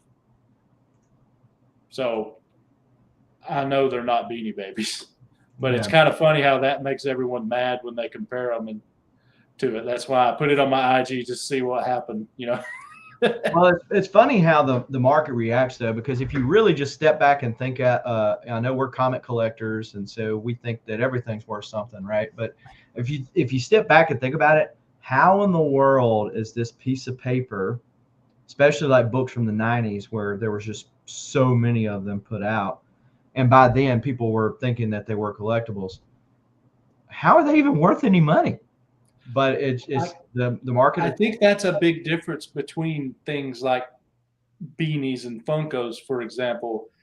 They are a thing that was created to be a thing that exists. That's pretty much it. A comic, its main purpose is literature. You read a comic. There's a story inside. It does something. Well, a lot of Well, I people think are that's a putting good them in labs where they can't read them, and a lot of people don't even read them. I've talked Well, to people comic grade a lot of collectors stuff who that read them. shouldn't be graded, but the main point is that we have done something to it. But the main point, whenever a comic's published, is what I'm saying is to be read, except for a few, like Do You Poo? I think it's the same It story, is the same story. Yeah. and they just keep doing it for the variant. So that is literally just a I cover. don't- But yeah, I don't own any of them. Nah, But I don't go for that now. There's so many things out there. It's like So, I mean, you got it's just one of the pop culture things. Again, with beanies, they did not have the licenses. They didn't have Al Gore had not invented the internet just yet, yeah, and it was also Yeah, just a terrible time to get it was started. the craze peak, and then eBay was created, and people were learning how to do eBay and stuff. And I think that pushed prices, but then it also flooded the market, and then the whole thing collapsed. And you didn't have a cool looking Spider-Man or Doctor Who version either. I have one right here. It was this. This is Yeah. what you had. little stuffed animal. Yeah, it's amazing that they were ever any kind of of value. But man, I remember all the girls were telling me what Beanie Babies they had at the lunch table in elementary school, and I had my little price guide, and I was telling them how much their Beanie Baby was worth. I was popular for like 1 year. Isn't it like through the years, like there's always been like a toy or something that really got hot and people started collecting, like the Yeah. Cabbage Patch Dolls at one point was like hot and everybody had to get them. Though, is that It was crazy. the toys that pop like that, they usually crash pretty quick. Like the Tickle Me Elmo, the Yeah. Cabbage Patch, the Beanie Baby. I don't think any of them have lasted more than 10 years. And Funko seems to be doing okay right now. Oh yeah. And I think this is the 10th going on to the 11th year that they've been producing the pops. So they are something different. I think because of that type of collection is not like Funko. Funko crosses over into the comic book collecting type people, which is more interesting, more people getting into it because they can go into Marvel and DC and video game figures and cartoons and stuff like that. So I think it kind of like goes over the line that other collectors did not cross, and it went into a field where it's a whole lot larger, and because of that, it's continuing. So it's kind of like separate. It's like the Funko's on one side of the line and the other one's on, and it doesn't cross. Even though they're collecting, but it actually drew to the other side. So Yeah. I think that's the reason why. And plus, it comes in a box. People put it on display. You can see through the box. It's just like buying the action figures. People buy the action figures, see the action figure through the Did you I read think that it's an article? interesting. Go ahead. Well, did you read that article the other day talking about action figures, that they finally figured out that adults are largely buying the action figures these days? Yeah. I mean, what everybody else Especially already the DC Marvel collectible, like Todd McFarlane toys is geared towards the adults. Yeah, sure. Yeah. I mean, But there's kids out there, but they're not up to Yeah. collecting it. They coming around. I think it's interesting that I'm not going to degrade anyone for collecting something different than I do, it's just interesting to talk about all these different things that people collect and will pay large sums for over what they initially cost. I mean, I'm just going to be over here with the comics. If you guys want to dip your toe in the Funko, feel free. I'm not going to bash Funkos or anything like that, but it just scares me because I look at it. I initially think Beanie Babies, and then I'm like, well, no. Then I think Hot Wheels, and then I'm like, well, I don't know. It's just I'm just you guys have it. I'll just be over here with the comics only. One thing to worry about, best I can handle. Well, there's another thing that's been collecting that's still going strong that's been going on for a long time, and you've seen the advertising back to comic books. Remember Legos? Legos are still around, still hot, popular. People doing videos, they're getting together. I mean, these have been around for a long, long time, these Legos. Yeah, Lego was able to pivot because if you think about the Legos of old, back when I was a kid and I didn't collect Legos, I mean, I got them, but I built stuff out of my imagination. Now they're related to some theme, where Star Wars, you showed Batman. Yep. They're related to these themes. And so they've tapped into that. I think Beanie Baby is the same way, but more of from a collectible standpoint, because people don't like to mess the box up traditionally. You mean like Funko Pops? I'm sorry, I said Funko Pops. Yeah. It's not a Freudian slip. This crossed over to to the collectors of the Marvel DC type universe, and people scoop these up like crazy. Yeah. I go to the stores and the shelves, Star Wars and Batman and Spider-Man or whatever, Iron Man, they're pretty much gone, man. There's really nothing on show. That's what they go for. It's like the theme, so Well, and so Rob says, yeah, they've replaced the old model kits. Yeah, that's true. Yeah. Before it was just like building a car or building a boat, but now it's all theme-wise, and they got a lot bigger, big boxes, man. Takes a whole bunch of pieces, Well, going back to the source material, though, I think that's where a lot, the big two in particular, are missing out on the whole point of the comics, because all of that stuff, whether it's Funko Pops, I mean, they make the money in licensing, right? They're licensing all this out. They're not taking any risk. They're licensing all this out. They have to give the okay on it. They're getting a little piece of the pie, and they're not taking any risk. I mean, those comics are Marvel used to be called the House of Ideas. And so now, instead of it being a house of ideas, it's the house of reruns and the house of leftovers. It's all doing the same thing over and over again. So it's the House of Disney Incorporated, a subsidiary of. Disney, Disney, when Bob Iger bought Pixar, they basically told Pixar that they bought them to come in and to take them over because Disney had largely flatlined when it come to hits. And of course Pixar had done Toy Story, and I think one other one, maybe one about the bugs, but they had hits. They said, we want you to come in here and have creativity. But what happens in corporate America, by and large, is that everybody starts having their own agenda, whether it's political, whether it's whatever, and then people also follow the almighty dollar, right? So creativity's lost. The power. We want you to be as freely creative as you want to be. By the way, you're going to have to come in at this time, leave at this time. You can't go to the bathroom this many times. You got to do it in this color and this way. Mm-hmm. Yeah. And people get fed up with that. They were like, are you kidding me? Yeah. By the way, I would just like to mention that we started our second hour 24 minutes ago, and we more than doubled our watchers. Well, and so, Rob says formula for profit replaces creativity. And that's true, because you're meeting on a deadline. But I think that there is a balance to be had. You think about Jim Shooter, and what he was known for was not only bringing the ideas, but being on time, because he was able to save the company money and then funnel that money back to the creators in the way of residuals and stuff. They say that everyone hated the Jim Shooter era. But I personally think it was probably one of the strongest eras for Marvel. I mean, everything was on time, everybody got paid, and crap got done. So I would look at Jim Shooter as a godsend for Marvel. Well, you think about what came out of that era, right? They were able to, because Kenner had the DC Friends, what was it called? Was it Super Friends or But it had the DC heroes, and that's how they were able to get in with Mattel, wasn't it? That did the Secret Wars. Secret Wars was just a deal to sell action figures, and so it ended up being taken up a life of its own. Yeah, that's true, John. They can't come up with any ideas. Think about when the last time we've had a comic book creation that was not a derivative of something else be popular.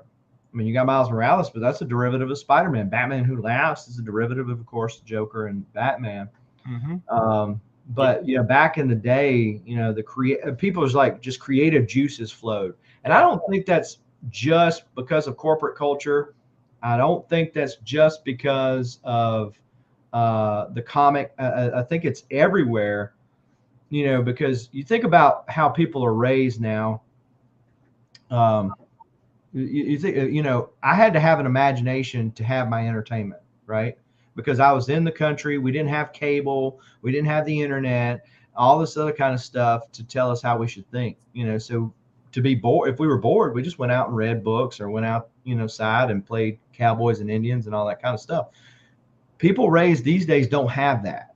And I think it's affected their creativity. That's just one man's humble opinion. Yeah.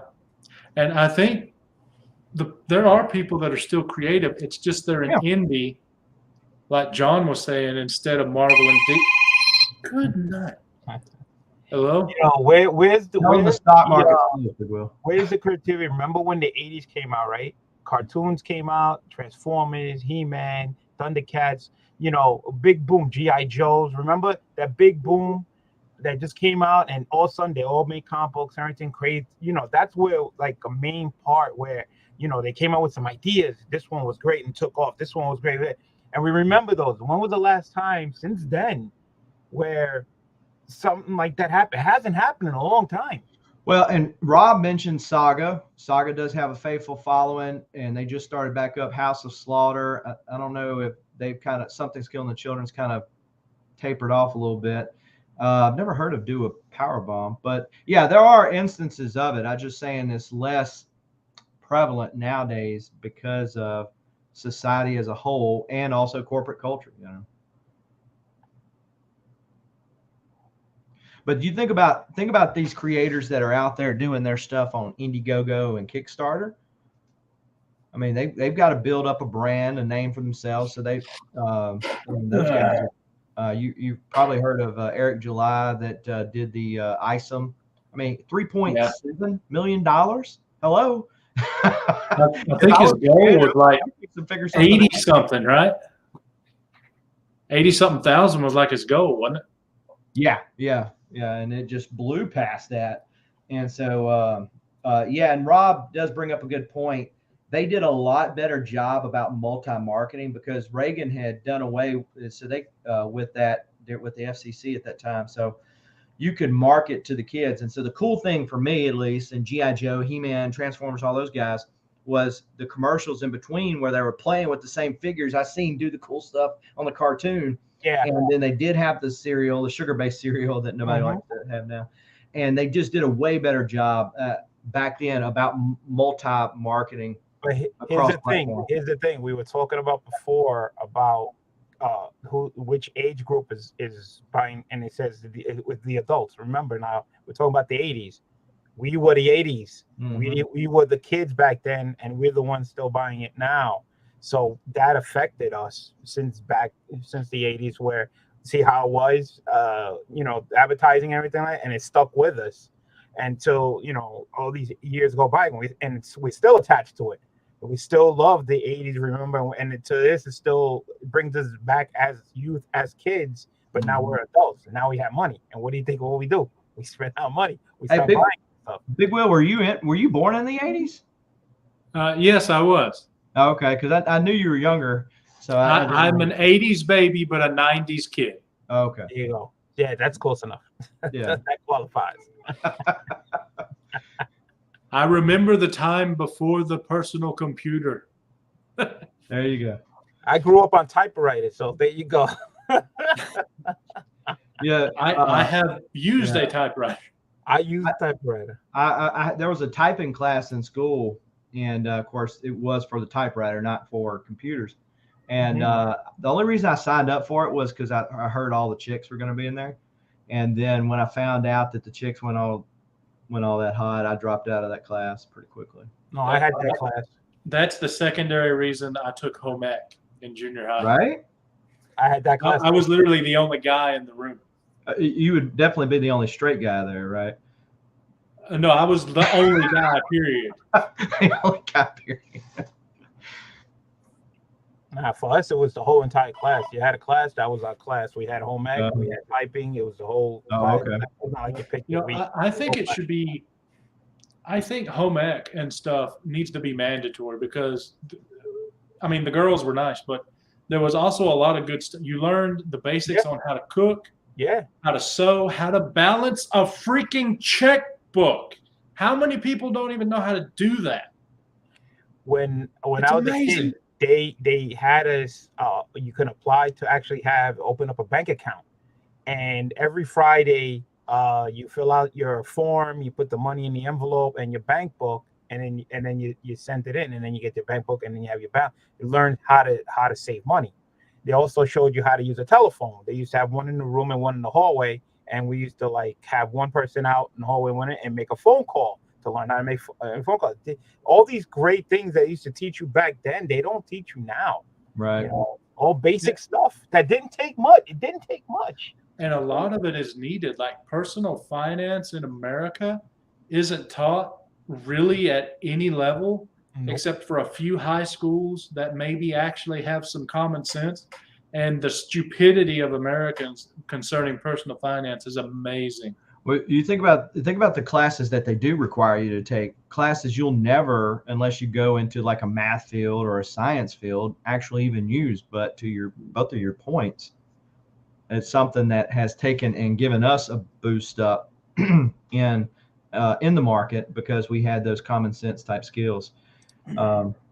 Yeah, and Rob says he remembers rotating the antenna, and I do as well. And you don't have a good signal, so you go. The rabbit ears. The rabbit ears. I've done the rabbit ears and the aluminum fold on the rabbit ears. There was no remotes back then. You had to get up, change the channel. Well, the kid was the remote. What are you talking about? You get up, change any advanced math or higher algebra or higher geometry. I mean, the basic classes. Okay, but I think you should stop there on the required track. And as far as history, I think history should be required. Mainly American history should be required and a little bit of world history. Yeah. English, you need to know how to write, and spell, but you don't need to know, the fancy stuff. And science, natural science, maybe physical science. All the chemistry stuff, I don't think that needs to be any kind of requirement. I mean, what else should not be required? I mean, physical education should definitely still be. I think they've got rid of that, but it should definitely be required. Oh, definitely, man. Because Definitely. these days, all these kids, they're all, Yeah, I mean, can you imagine how fat I would be if I didn't have PE? Look how big I am, man. I used to run around every day. I used to be outside every day. I mean, I think you're right. So we're requiring stuff that we probably shouldn't and doing away with some things that really should be required. I think the two greatest grievances that we have done to our school children is take away PE and take away home ec. Well, they should both be required. And the other thing was pushing towards college versus like a trade school and stuff like that, because I mean, we have a big deficit when it comes to trades nowadays. But the people that go into the trades, they have zero problems getting the job. But how is it legal that you're allowing them to take a student loan out for German polka history, not going to be able to be used? You're going to have a humanities whatever degree behind your name that you can't get a job for. You're going to be $100,000 in debt for what? Why? Because we told them that's how you're successful. I mean, true, but that's also a parental issue as well. Oh, yeah. Parents shouldn't let their 18-year-old decide stuff. Yeah, but well, nowadays, I mean, I know 18-year-olds were a lot more grown up back then than what they are today, by and large. True, I'm painting but a wide brush, obviously. if they're not paying for it, and it's going to be the parents that have to do stuff, or they're going to have to take out a loan, then they should have to go and have some counsel with some people that have lived a little. So when I was in high school, you know, they asked me, what do you want to do? And I'm like, well, I guess I want to be a teacher because I like to talk about history. I like to talk a lot. And so they you know, like, I'm well, sorry to interrupt you, man, but that makes me mad right there. He teaches PE in elementary because it's still required, but high school, where you really develop, you can opt out. That to me is just insane. No, that doesn't Yeah, make that's any true. sense. Yeah. And trades do pay well because my second oldest son, he is a diesel mechanic and he has no shortage of job offers. Well, my buddy's brother, welding, he can name his price. Sure. There's Which some is good for field- those few people that do it, you know. There's some I field mean, out there that they If short you're up. not making by your third or fourth year at least 200,000, it's because you either failed the class in welding or you chose a lesser pay. Yeah, you didn't want to be gone as much, or you wanted something closer to home, you know, and that's fine. But yeah, so I think that there's a lot more tendency towards these trade schools now as people, because think in '96 when I went to college, Big Will wasn't even out of elementary school. In '96 when I went to college, the tuition was $500 a semester. Wow. That same school is $2,000 a semester. Now, that's not counting what the books cost more of, the meal tickets, and Let me add some more perspective onto that. A decade after you, I graduated and started college. I eventually dropped out, but I started college in 2006, and my parents paid between $500 and $800 per semester. Okay. So the jump has occurred ever since the government started backing the loans. Sure. They're like, oh, well, then we're guaranteed our money. Let's jack the price up. Yeah. And I was reading an article the other day. The teachers haven't seen these price increases. The deans and the heads of the deal have seen their pay exponentially increase. My mom was for 25 years a school teacher, and she can tell you the big reason because of that is that the football team will raise a bunch of money, but it's commingling if we use that for books, you know, so they got to keep it there. And like the University of Alabama, I think they had to put in like a super high-tech advanced like ice bath system or something because they had to do something with all the money. Instead of going for like books or going out into the, you know, the area, they added more to the gym. Well, it's just government waste. I mean, anytime that you're going to give $100,000 grant to see if a snap can take place in a metal glove like happened in the Infinity Gauntlet, as America, we've lost our minds. I think it was $500,000 was spent by the government to decide if they were wasting money on unnecessary experimentations and research. I mean, I could have done that for $50, you know. A couple Google searches, you know, been easy. Yeah. But so Big Will, the question of the hour is, have we talked you down from the ledge, or at least given you something more to think about? You've given me another couple questions to ask my tax guy. Okay. But I'm doing it. What about your choice of platforms? Are you still going to basically focus on just the shows, or are you going to say, hey, I think that'll be the main thing, yes. But I will have to do. I will not be able probably to do just that. Hmm. I'll probably have to do some other things like, you know, YouTube, maybe what's it called, Shortbox. But the main thing is vendors. 'Cause you had to leave the first day that we had that booth together. Mm-hmm. I wound up without a wall. We didn't have a wall or anything to draw people over there. Right. I don't know about profit, but I brought in almost $1,000.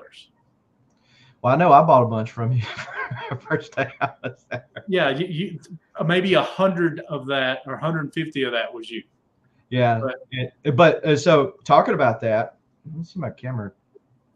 So that was I bought that stuff, and I think I went back to the hotel room and sold it on Whatnot. So, and then because I got such a good deal, I was able to turn around and. So see, that's a win-win. I made money selling at the convention, and then you made money selling on Whatnot. And so I labeled them there, and I just put them in the box, and I think because I saw that was Friday, and then Saturday morning I did that like for an hour before I left to come back home or something. So, who dat? What's up? How are things down in less than sunny New Orleans? Probably a little bit more.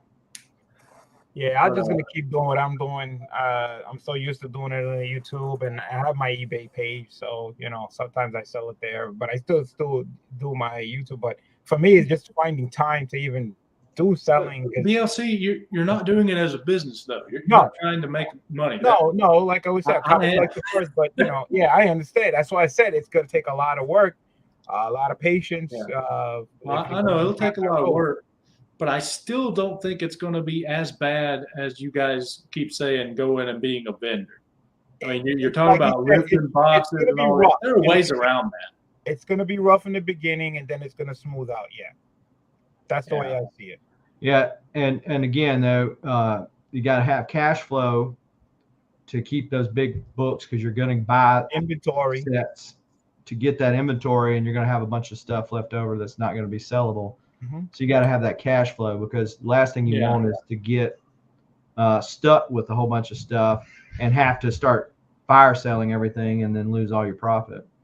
Well, luckily, I've been buying and selling not professionally, obviously, but for over 20 years in the comic book space. So most of my boxes, if I could just sell them for $1, I would make a profit. Yeah. So I'm okay if I wind up having to do a fire sale where it's like, everything's good. Matter of fact, I did the math, and as long as I can sell everything for 75 cents or more in the long boxes, obviously not the bigger stuff. Yeah. Then I'll make a profit. Yeah. So I'm not worried. Yeah, and you do have a slight advantage over some of us who hoard more than we sell. That's a good one. That's all comedy. That's funny. Yeah. Well, he's got like 25 of them, so. That's funny. How many kids you got? Oh, I don't got 6. Yeah, close enough. But yeah, man, it's coming in the chat, Russell. But anyway, it's so I'm okay with that. And the eventual goal is to I sell a wall book or a slab, and that makes me my profit plus all my cost, and then everything in the books in the bins is pretty much pure profit. That's where you want to go to. That's where I want to go to. Yeah. So just like this right here, I'm looking at Detective Comics 28. Elite just put one up. Second appearance of Batman. It's a 6.0, but it's restored. But I mean, a Golden Age book, I don't care about restoration. It didn't matter. Yeah.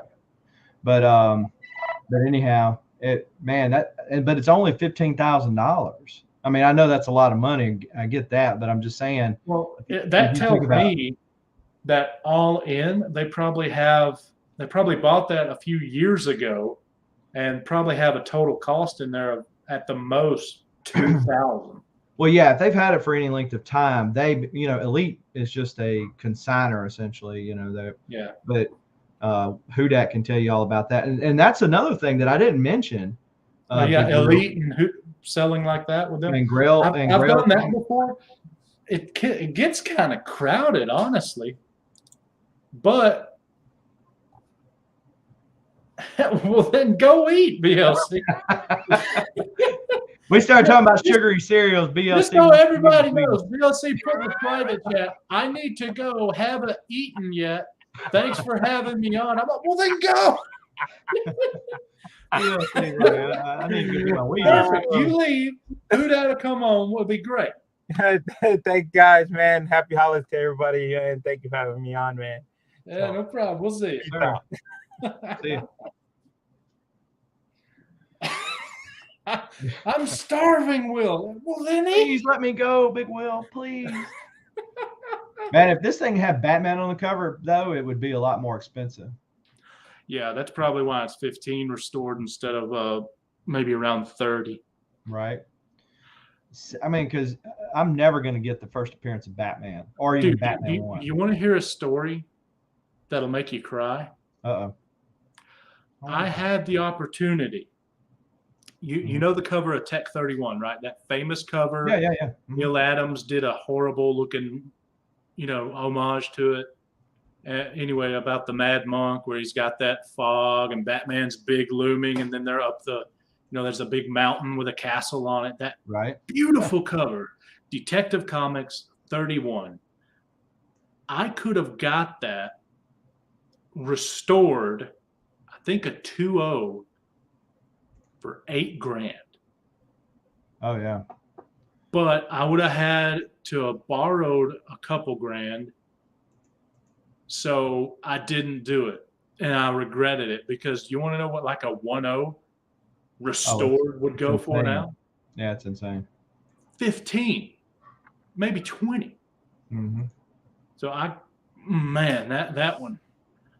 Whew. So I'm always careful when I go looking for, stuff. If I don't have money to pounce on something, I'm like, well, should I even look? Because I'm gonna want them. And see, my problem with books like this, like let's say I bought it, I would want to buy it to keep it, not to sell it. Yeah. But I would be staring at it, thinking about how much money I have in that one book. With all the books and all the art that I bought and all that kind of stuff, I can say, well, it's kind of spread out a little bit. But I bought a Golden Age book not too long ago, and I got to looking at it. I was like, now I was able to sell it relatively easy, but it was. As a matter of fact, I listed that. That's the first eBay time I've used eBay in quite a while, but I was able to sell it fairly easy and didn't lose money and all that kind of good stuff. But I just think about that one item I have that much money in. Yeah. See, I would have no problem with it because I wouldn't be keeping it for the PC. Yeah, you wouldn't. Yeah. So I totally understand what your problem would be, but mine. There are a couple books that I want for the PC that I'm going to have to spend some money on. Hulk 181, 180, 182, Mm-hmm. and the first Deadpool and the first Laura Kinney. Okay. So all of those are probably going to be hovering, at 1K or more. Well, it depends on your grade and if you're buying it raw versus grade. Yeah, but I mean, on Deadpool, why get it below a 9.8? Or why get it below a 9.6? And then the other one, same thing. 9.6 should be like my floor. I mean, because they're modern books. So why would I even look at a 7.0 or something? It depends on what you're wanting, right? Because think about New Mutants 98. You have a couple of variants with that because there is a Mark Jewelers version of that book. So if you like that kind of nuanced stuff, I don't care. Oh, well, then it doesn't matter. I'd go with the cheaper option, the direct, normal issue. Get a direct, not signed, and that'd be your cheapest option. I mean, you can get a 9.4 for about $300 or so now, because they've gone down. I had a first Laura Kinney signed by Stan Lee and 3 other people: Joe Quesada, who did that cover or who did the art, Josh Middleton, who did the cover, and can't remember the guy's name. He's one of the creators because X-23 actually appeared in the cartoon prior to comics. And so, but it was 4 times signed to include Stan Lee for whatever reason. I bought it that way. I sold that thing for, It was a 9.0, but could have been pressed. I just didn't want to repay for signature verifications or have CBCS take forever to get it repressed. But it was a 9.0. I sold it for $700. Speaking of CBCS, by the way, who that links there in the chat if you're joining. Speaking of CBCS, I love CBCS's case. It is objectively the best case out there. I like it.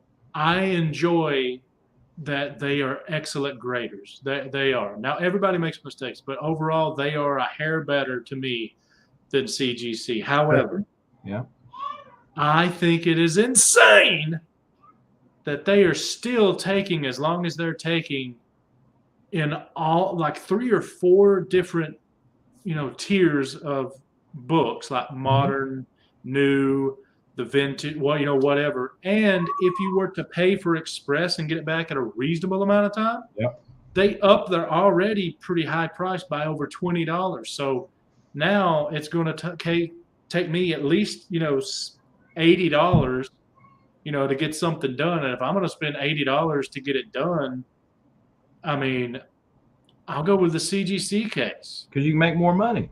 Well, not necessarily, but the amount that I would lose as far as protection because of the case is negligible compared to the small percentage that I would get more simply because it's in CGCs. And it'll get back in a timely manner, and it'll be about 10 to 25 depending dollars cheaper. Right. Well, and the CGC, to their credit, for modern books, have gotten a lot quicker about getting their stuff back. Not the older stuff is still somewhat delayed, but I don't understand. CBCS has moved. They got bigger deal now. I don't understand how they're still that far behind and not making headway. And if I don't understand why they had to increase their price for Express so much. If they just drop that down, a lot of the books that I'm sending to CGC, I would be able to send to them because I'll be getting it back in a decent amount of time. By the way, Hudad, it says you're audio only. That's why you're not actually joining us just yet. But once you get that, I have you in there. So it's like, I don't get it. Why they drove me back to CGC. Right. You two. It's their fault. Yep. I don't understand. They're still holding my, not just mine, but every Clan McDonald book from the George Perez signing in January of this year. I thought they lost those. Well, supposedly they're holding. I think that some of them are lost. They are taking so long. I put in books February. Mm-hmm. I don't expect them to be back until February. So they've had them. I put them in February, and it's going to be the next year in 23 when I actually get them.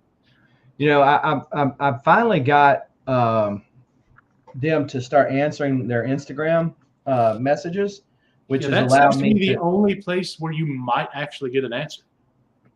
Yeah, and so they've actually been responsive there. But the rep that comes, what's his name, that comes to the Huntsville show and stuff like that. Daryl, I think. Yeah, Daryl. He's a complete moron when it comes to customer service 101. That is to return your call or return your messages. That's simple. It'd be as simple as to say is, I still don't have you an answer. We're working on it. I'll check back with you on such and such a date. It's communication. That's it. And he just doesn't have it. And I am totally thinking about, because they should be there at the Huntsville convention. I imagine, yeah. I'm totally thinking about going up to them, being like, "Why are y'all so stupid? You increase this, you do that. I'm at CGC now. What's going on?" And just to see if he'll actually say anything. No, he won't. I'm really thinking about it. No, because I called him out at Dallas Fan Expo, and he wouldn't even come out of the back. And I was like, "Yeah, that guy right back there. Yeah, he's the one that doesn't have enough to come out here and talk to me in face." And so, and then I saw him at Memphis, and I was being nice then. Yeah. But I'm thinking about it because there's no, back behind really at Huntsville. He should be there out and about, unless maybe they'll make it so that he's behind something this time because they're afraid of something like what you did happen. Well, I'm gonna go up to him at Huntsville, and I'm going to. Well, I tell you what, I also saw them at the small show in Louisville, Texas, so it wasn't very far from their home office. And his wife came up and was talking to me and Nick's Kicks with Comics, and I said something, and she looked at me, and I just dropped it because she's nice and all, but he's obviously an idiot. So I think that I'm going to go up to him and I'm going to say, if I'm getting anything graded, because I don't know if you knew this, but those books that I had signed by Jim Starlin while I was there in Lou Ferrigno, those magazines, they called me and they said, hey, look, we're not going to do these for a long time. You want us to send them back? Or you want us to continue to hold them? Yeah, I remember you saying that. You had at the time it said hold them, right? No, I told them to go ahead and send them back to me. And, oh, by the way, I got a problem with one of my books. And so I also have the cell phone number of a CBCS employee now. And so if the Instagram is not responsive, I contact her. So, yeah, that's nice. But I mean, I can call CGC and I can get people on the phone. They don't know what's going on half the time, but they're nice to you and they answer the phone when you call. It's not very hard to appease me, right? Yeah. And you understand them because they're speaking some variation of American English. Right. I mean, I love my brothers and sisters all over the world, but when you answer the phone and you talk like this, it's hard to understand. It just raises your aggravation level to a new level, and because you can't understand them, I'm hard of hearing anyway, and I'm and then you add that factor on there, it's just frustrating at an all new level. And then you get aggravated, you go into more of whatever accent you have. Right. Then they'll probably get more than whatever accent. It's just bad. Right. I mean, and according to several people that I talked to at CBCS, they were supposed to be moving their stuff in-house for customer service already. And the next show that they told me that at, I come back to them. I said, when's it happening? The last show I was at, y'all told me it was supposed to have already been there. And it's still not here. You're going to have to change the name of your title on this thing to like a little bit of everything or something, Yeah. So that's in April, they said, we will have magazine slabs. And then something happened. Hey, things happen. Okay, things happen. And they said, well, we're not going to have them now. But they only told you and I that because we asked them about it. Right. There was no message. There was no thing on Instagram or on their website. It's not even there. But yet they have their pricing for magazine pressing, and I think for magazines submission. But you can't access it because they don't actually have magazines as an option. So, and it's just a larger case. I have seen them on the forum pictures of the case, so they've already made them before. I don't understand the problem. So when I was in Dallas, I met a guy, and he's big friends with Steve Bora. Yeah, and he's like, here, let me show you what the cases are going to look like. So he pulled up on his phone, and these were pictures. He's like, hey, I was just there. They showed them to me, and he's like, man, they are like 100 times better than CGC's cases. That would be hard to do. Right? Yeah. You don't get this little. Yeah. And he said it's going to be fantastic. So my understanding, though, from there to now is that there was some production problems with them, that when they started ordering them, that the quality was not up to par as what the samples that the company sent them was going to be. And then you add on supply chain issues, and I think they just said, well, we're just not going to do it right now. All that would have been fine if they had said something. But there's no press release of any kind that I know of. Right. They didn't do anything to tell anybody on Instagram, on the email, on their own website. Right. Like I said, the pricing for magazines is still up there, at least for pressing. So that's the angering part, not really the fact that something happened, because things happen. As long as Sure. you communicate, like you said, customer service 101, then, okay, if we can communicate, I'll be happy to be strung along for a little while. Yeah. Like I like just told them to send me Stu- my books because I didn't Yeah. I didn't trust that they wouldn't lose them eventually. So the 2 books that I had, I got sent back, and which was first appearance of White Tiger, which is now a big book, Oh, right? yeah, And Claremont. I remember you getting that signed. so I got it signed by Claremont. Well, Starlin done a pinup in there, and so I got him to sign it last year, and was going to get Claremont's verified because they witnessed Starlin, and then Ferrigno was there, so I got that Joe Jusko magazine of him, and kind of one of those I wish I would have done. When I had those books sent off to George Perez, I had several that came back raw, and I've already got those back. One of the ones I wish I would have sent off was that first White Tiger one, because he did one of the stories in that book. But shoulda, woulda, coulda, right? Yeah, but and that's even worse, because you sent those and you would have paid $5 for the witnessing of the signature, but now you're going to have to pay over $20 for the verification if you were to actually send it to CBCS. But as of right now, there is nothing in the future that says they're going to have magazines. Yep. And so I'm not going to send it to CGC, because then I'm going to get a green label. The green label, green labels to me, more of a kiss of death than purple, I hate them with signatures. I'm okay with them for things like the coupon cut out of a 181. Yeah, okay, give me a green label. I understand that. But writing, to me, they're like backdoor authenticating, but not really. It's wink, wink. I hate it. I would rather have them have a rule where it's writing on cover and it's a blue label and a slightly lower grade because of the signature every time. What's the difference between somebody's signature and somebody's writing on the book? Like if little Johnny wrote on a Silver Age book, Johnny's book or something, which they were would do. What's the difference? Because they'll notate that, writing on the cover. Yeah. So I don't know. If they witness it, okay, I understand it's a witness signature of someone who, you have purposely put on there for a reason. You get a gold label, fine. But there should be no difference if they didn't witness it, for anything. So why is it, if it's on the interior, it's a blue label. If it's on the exterior, it's a green label. But if it's Johnny's book, it's not a green label. It's blue label with a lower grade. It doesn't make any sense, and I don't like it. It's backdoor authentication without authenticating. Yeah.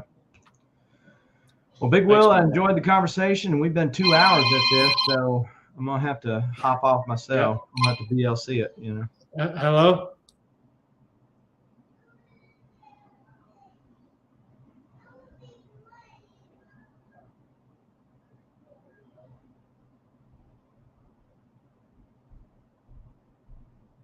Folks, Big Will's doing a big stock trade, so he can afford to get into the comic book dealing business.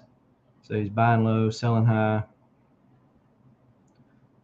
Right now, if you haven't already done so, hit that subscribe button as well as the bell notification, so when Big Will does get on YouTube, you'll know about it. Also, hit that thumbs up. We've got 9 thumbs up so far. Only 1 away. That's right, my mouse still is working today.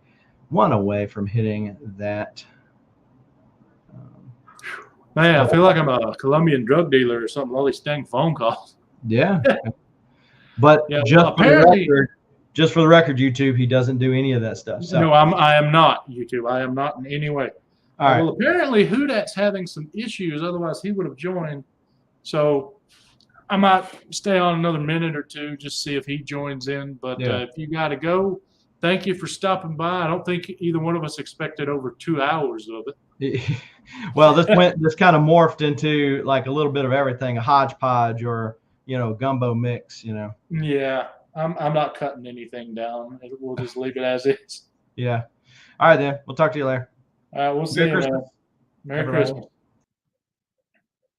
So,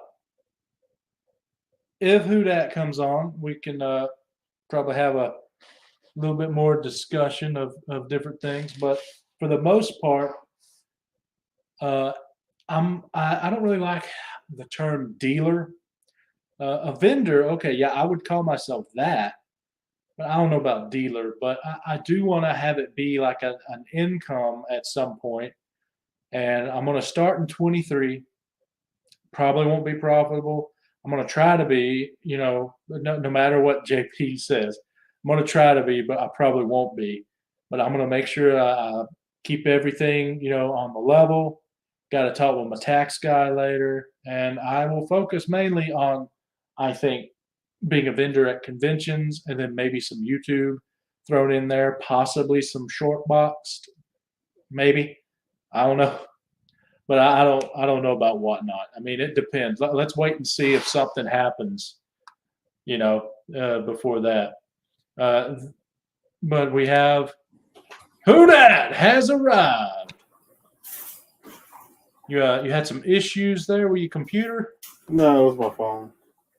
Ah, My phone. It doesn't. For some strange reason, it doesn't have service. weird. Yeah, my phone's done that before. It's like, okay, I'm in the house, and all of a sudden you have no service. Really? Yeah. Okay. Yeah, I'm like, oh, that's awesome. If I need to make a call, I can't do anything. So I guess I'll throw it to you, man. What any comments of what you heard so far? Because I know you probably didn't watch the whole 2 hours worth, but you heard some things. So any comments from your own experience? Honestly, I didn't hear anything because when I made my comment and I saw you put it, I clicked on it and I was having issues, so I didn't. That's the one I joined. I heard you. Only thing I heard you say is tell Big what's his name? Big Lion Cat. Well, you're more of a collector, not a dealer or something. Yeah. Well, basically, I'm thinking about doing it as my main thing, like as a source of income, starting next year. Although I'm not planning on being profitable. I'm going to try to be, no matter what JB says. I mean, because it's nice to be negative the first 3 years as an option, but I'm not going to purposely do that. Yeah. I mean, your first year normally for a normal small business, no matter what it is, normal is always a loss your first year. And then your tax person will tell you always to be a loss in your first year. Yeah. Because I'm benefits prepared the for business. that. Yeah, I'm benefits going the to business. try not to be, but yeah, I'm going to do everything on the level. And we were talking about that, and according to Southern and Discovery Bay, they're thinking that I am being a little foolish, probably thinking about going as a vendor to conventions as the main thing and supplementing with a little bit of YouTube, maybe some short box. They're thinking I should focus on YouTube short box, whatnot, Instagram, eBay, and try to not do any of the vendor stuff going to a show. I wouldn't say not do any. I would do it reverse. I would focus on the other stuff you just said. I would cut out whatnot. Whatnot is you might as well do eBay. You either pick one or the other of those two avenues because they both take a lot of percentage, and it doesn't make the sense to doing both and have percentages taken out of both. I'll focus on one. I went away from whatnot because they don't have millions of eyes like eBay.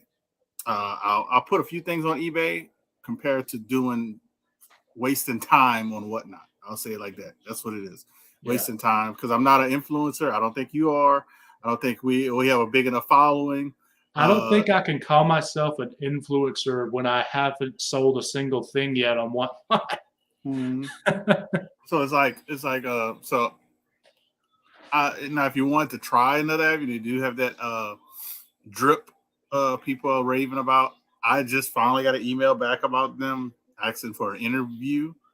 Obviously, they must be very green because I shouldn't have to do an interview if you just look up my name. I'll just leave it like that. But I never contacted them back about doing an interview because I don't know. I don't feel like doing anything with Drip. But Sharpbox for graded books, eBay for everything. I use Sharpbox and eBay. Actually, when I do Sharpbox, I'll put the same thing on eBay. A little bit higher on eBay because they have more fees compared to Sharpbox. I've had success on both, more so on Sharpbox this year because this year is almost over. I sold a total of 9 items, but I want to say majority of that 9 have happened this year. I want to say probably like 7 of the 9 I've probably sold this year. So I've seen more success on Sharpbox as far as selling. But I still use eBay because I have sold a couple of big items on eBay. Now the vendor side, like for conventions, they have to mark up their products so much just to break even. I don't see that as the number one option. You know? If I were to buy like the inline booth or the in the middle booth and it cost me like $2,000 at the show, yeah, I would agree with that. But I only had to spend $300, and that gets me access, 2 badges, a table, chair, all provided. And I think I could definitely make that back and then some with what I got. But that's one convention, or that's like all of them? That's at one convention. Then there's another convention I'm thinking about doing for 2 weekends, and I have multiple shows, and that's just $100 for the weekend show. It's a smaller one, but because of where they are, I would only have to make like $125, and then all my cost is taken care of. Or for the bigger show, the Huntsville show, I would need to make about $325, maybe $340, and all the costs taken care of. Everything else would be money that I'm making. So I don't think it's that bad unless you purposefully make it that bad by buying like the $2,000 spot. And that may be beneficial. It may not be. I have no idea. I ain't even going to try it right now. Yeah, that's something probably later on to try. But you're actually in a good location as far as living, because you could go to a lot of different conventions in driving distance. Yeah. If I'm okay to drive for 2 hours, I can go to conventions in Nashville, Atlanta. Well, not Atlanta, but Nashville. I can get the Huntsville area. I can get anywhere in my state, on the north part of my state, and I can go into Mississippi and into Georgia and into Tennessee in just 2 hours. Atlanta, 4 hours. Memphis, 4 hours. I'm still I think a half day. That's like New Orleans is 4 hours too, huh? No, New Orleans is like 3 hours. If you go to Mississippi, it's 2 and 3 for New Orleans. No, New Orleans is even farther away. It probably Really? 8 hours for New Orleans. God damn. But even still, that's just a day, not even a night. Well, yeah, I would say that's not. Well, I mean, that's not as bad as like having to fly across. It's not me trying to go to L.A. or San Diego or even New York City. Those would be like, I don't even want to look up how many hours. Chicago. You're in the double digits like there. Yeah. Actually, Chicago would not be that far from me. Indianapolis isn't that far. All of those are one-day drives. Okay. Yeah, Chicago's actually, honestly, even from where I live, it wouldn't be that bad because it's basically you get on one interstate and you just keep going. Same here. For you, it would probably take you longer to go to LA than it would Chicago, because a lot of people forget. I have even done this to myself by accident. A lot of people forget, once you get past the Mississippi, everything on the west, those states might look square and small, but they're actually huge. Like Colorado, from one end to another could be like 7-hour drive.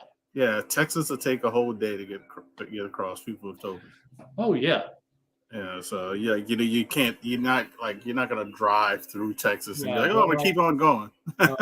Heroes Con, one of the bigger cons around for comics, I'm looking at 3 hours and change. Again, a half day. Yeah, those will be the goals for the vendor side.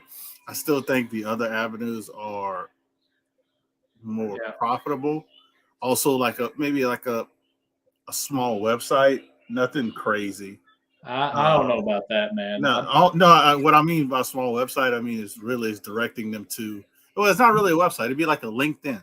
I was about to say, Like you mean like a link tree? Yeah, Linktree. That's what I actually mean. Yeah, I like those. I hate having to deal with shipping though.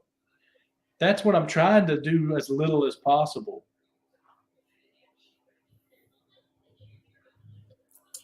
I got shipping down to a science, so it's like it doesn't bother me as much. So it's I don't know how to. I don't know how I to. mean, I pretty much got shipping down too. It's a hassle. I have to print stuff. I have to then take it and actually put it in the box. You guys don't realize that that's harder on me doing all that than carrying a box and sitting it on a table. But that's only because of my certain health issues and my surgeries and stuff that I've had. But that's actually easier for me. Well, I mean, I'm not saying that I can't physically do it or anything. It just it takes a lot and a while, and I don't like it. Is what I'm saying. But all I can say is always if you leave a day of free time, that's when I kind of do. I do like I'll take like a day. That's one thing in 23 that I got to start doing, man. Is I got these things that I want to do. I have to take a day and be like, I'm doing it that day, and then actually do it. Yeah, that's the thing that I've really got to start doing next year. So that's going to be a goal too, is when I have something to do. Like if I want to do a recording for my other YouTube channel that I do with my mom, it's actually a Bible kind of thing. I need to just set a date and do what I'm doing. If I want to sell, I need to set a date. Of course, the biggest thing against the selling right now is mostly on the YouTube auctions. I can't go that late. Yeah. It literally hurts having to go so long and it be so late in the day. That's why I've got a few things on Shortbox right now, but I don't have enough things to put right now. I will. The goal is to get there. So, I mean, no one really sees my stuff. I got 3 things and 1 heart on Shortbox. But and Shortbox is weird. I got a few things that are in the green for it's like selling and have 0 hearts following it. Same here. I don't know if I like that. And sometimes you have hearts following that and you send them an offer, but I don't think people know that they have to check their email to see the offers. I don't know. I'm just telling you about from fact, because I know I've sent offers and I'm like, if the person really wanted this book because they're following it, $100 off of what it last sold, they would have took it immediately. So that's why they don't have the stuff I have on there is like the price is $100. Yeah, well, what I'm just trying to say is I know for a fact Shortbox doesn't have that in tune yet to have it where it's like when you get an offer to some kind of alert your phone. Well, right now I've got like 2 Spider-Man #1s, Todd McFarlane. One has a heart, the other one doesn't have anything, and they got a green dot by them. And I don't like that green dot because that's them saying, hey, this is a good deal. But what if we have a disagreement, or what if the data shows that what if they're like cover price where the last couple sales were like $50 and then this would be red even though the average it would be like 100. So I don't know if I like that. I like it because they don't just take like cover price like 2 things. Every time when I have a whole bunch of sales on something, it'll have like 7 or 8 different sales. Like it'll go like it reminds me of GPA, and it has a whole bunch. And I saw like you talking about like the last sale was like for a book was like 500 something, but the sales before that was 800. So I did a price in the middle, and guess what? That was still green, and it's still the cheapest one on Chartbox. So Yeah. they don't automatically knock it. You know, they do an average. They do. Yeah, I just lowered the price on the book right now. Actually, I got my Superman Adventures, the preview edition that no one seems to know about. I am completely guessing because according to GPA, this book doesn't exist. So I'm having to just guesstimate. Yeah, sometimes you gotta do that. I hate to say So it. I've got it at 200 right now for 9.6. I don't know if it'll sell for that, but that's what I got it for. And sometimes you got to do that on the books that are hard to, because I have that Black Widow J.C.I. Campbell 150. It hasn't sold in 2 years. Last time it sold was in 2020. So it's about to be 3 years actually. So the thing with this one is that there's only 4 on the CGC census. One is assigned and it's like a 7.0. I mean, a modern book from 96. Why would you even have it in a 7.0? But anyway, it was signed 7.0. There's 194 and 2 9.6s. I have one of them. And I've got 2 at CGC right now that both should come back a 9.8. One of them, if it comes back a 9.8, is going in the PC because I'm collecting that whole run in 9.8. And then the other one will be probably the only 9.8 for sale. On both censuses. I checked the CBCS census. They only have 3. One's a 9.6, one's a 9.4, and I think one's a 9.0 signed. And sometimes for books like that, I don't like doing it, but sometimes you gotta put it on auction to set the market, especially if you get the other one in the 9.8. You might have to set the market for the 9.6, and then you can price accordingly for the 9.8. Yeah, that's why I'm trying to see where this can sell at with a 9.6. That way I'll know how to price the 9.8, because like I said, these things were sent in for CBCS as a pre-screen 9.8. They both got rejected, but they also looked really nice. So I had them pressed. And they look even nicer than I thought they could look. So I'm pretty much guaranteeing, unless CGC freaking drops them, which they have done before. Yeah, I would say they've done that. Then they should be 9.8s. So I should have at least one 9.8 coming back. But if I only have one, it's getting kept. If I have 2, one of them's getting sold. And I don't know, man. I hope in Chartbox, they're doing a little deal. I don't know if people are going to buy anything, 10% off. So that's another thing, you know. Yeah, maybe after Christmas. Well, right now it's only for today and tomorrow. So yeah, they're doing a little 2-day sale for everybody. That makes sense to me because Christmas is when people usually get some money. Because that's a big gift that people get. Well, to me, it should be Christmas Day and the day after Christmas, not Christmas Eve and the day and Christmas Day. Yeah, I mean, like that's how I would have did it as far as the sale, because I like it. I like when they do it because they don't. It's not no favoritism to anybody. 10% for everything. You buy it at the price listed, 10%, which it could be a lot of money. You know, depending on what you buy, or it could be a little bit of money. It still will cover your shipping, basically, even if it's cheap. Well, like I said, my main thing is I'm going to try and do a nice vendor booth and sell there. And eventually I'm going to get to where I do that. But I also have this other stuff, like the short boxes and everything.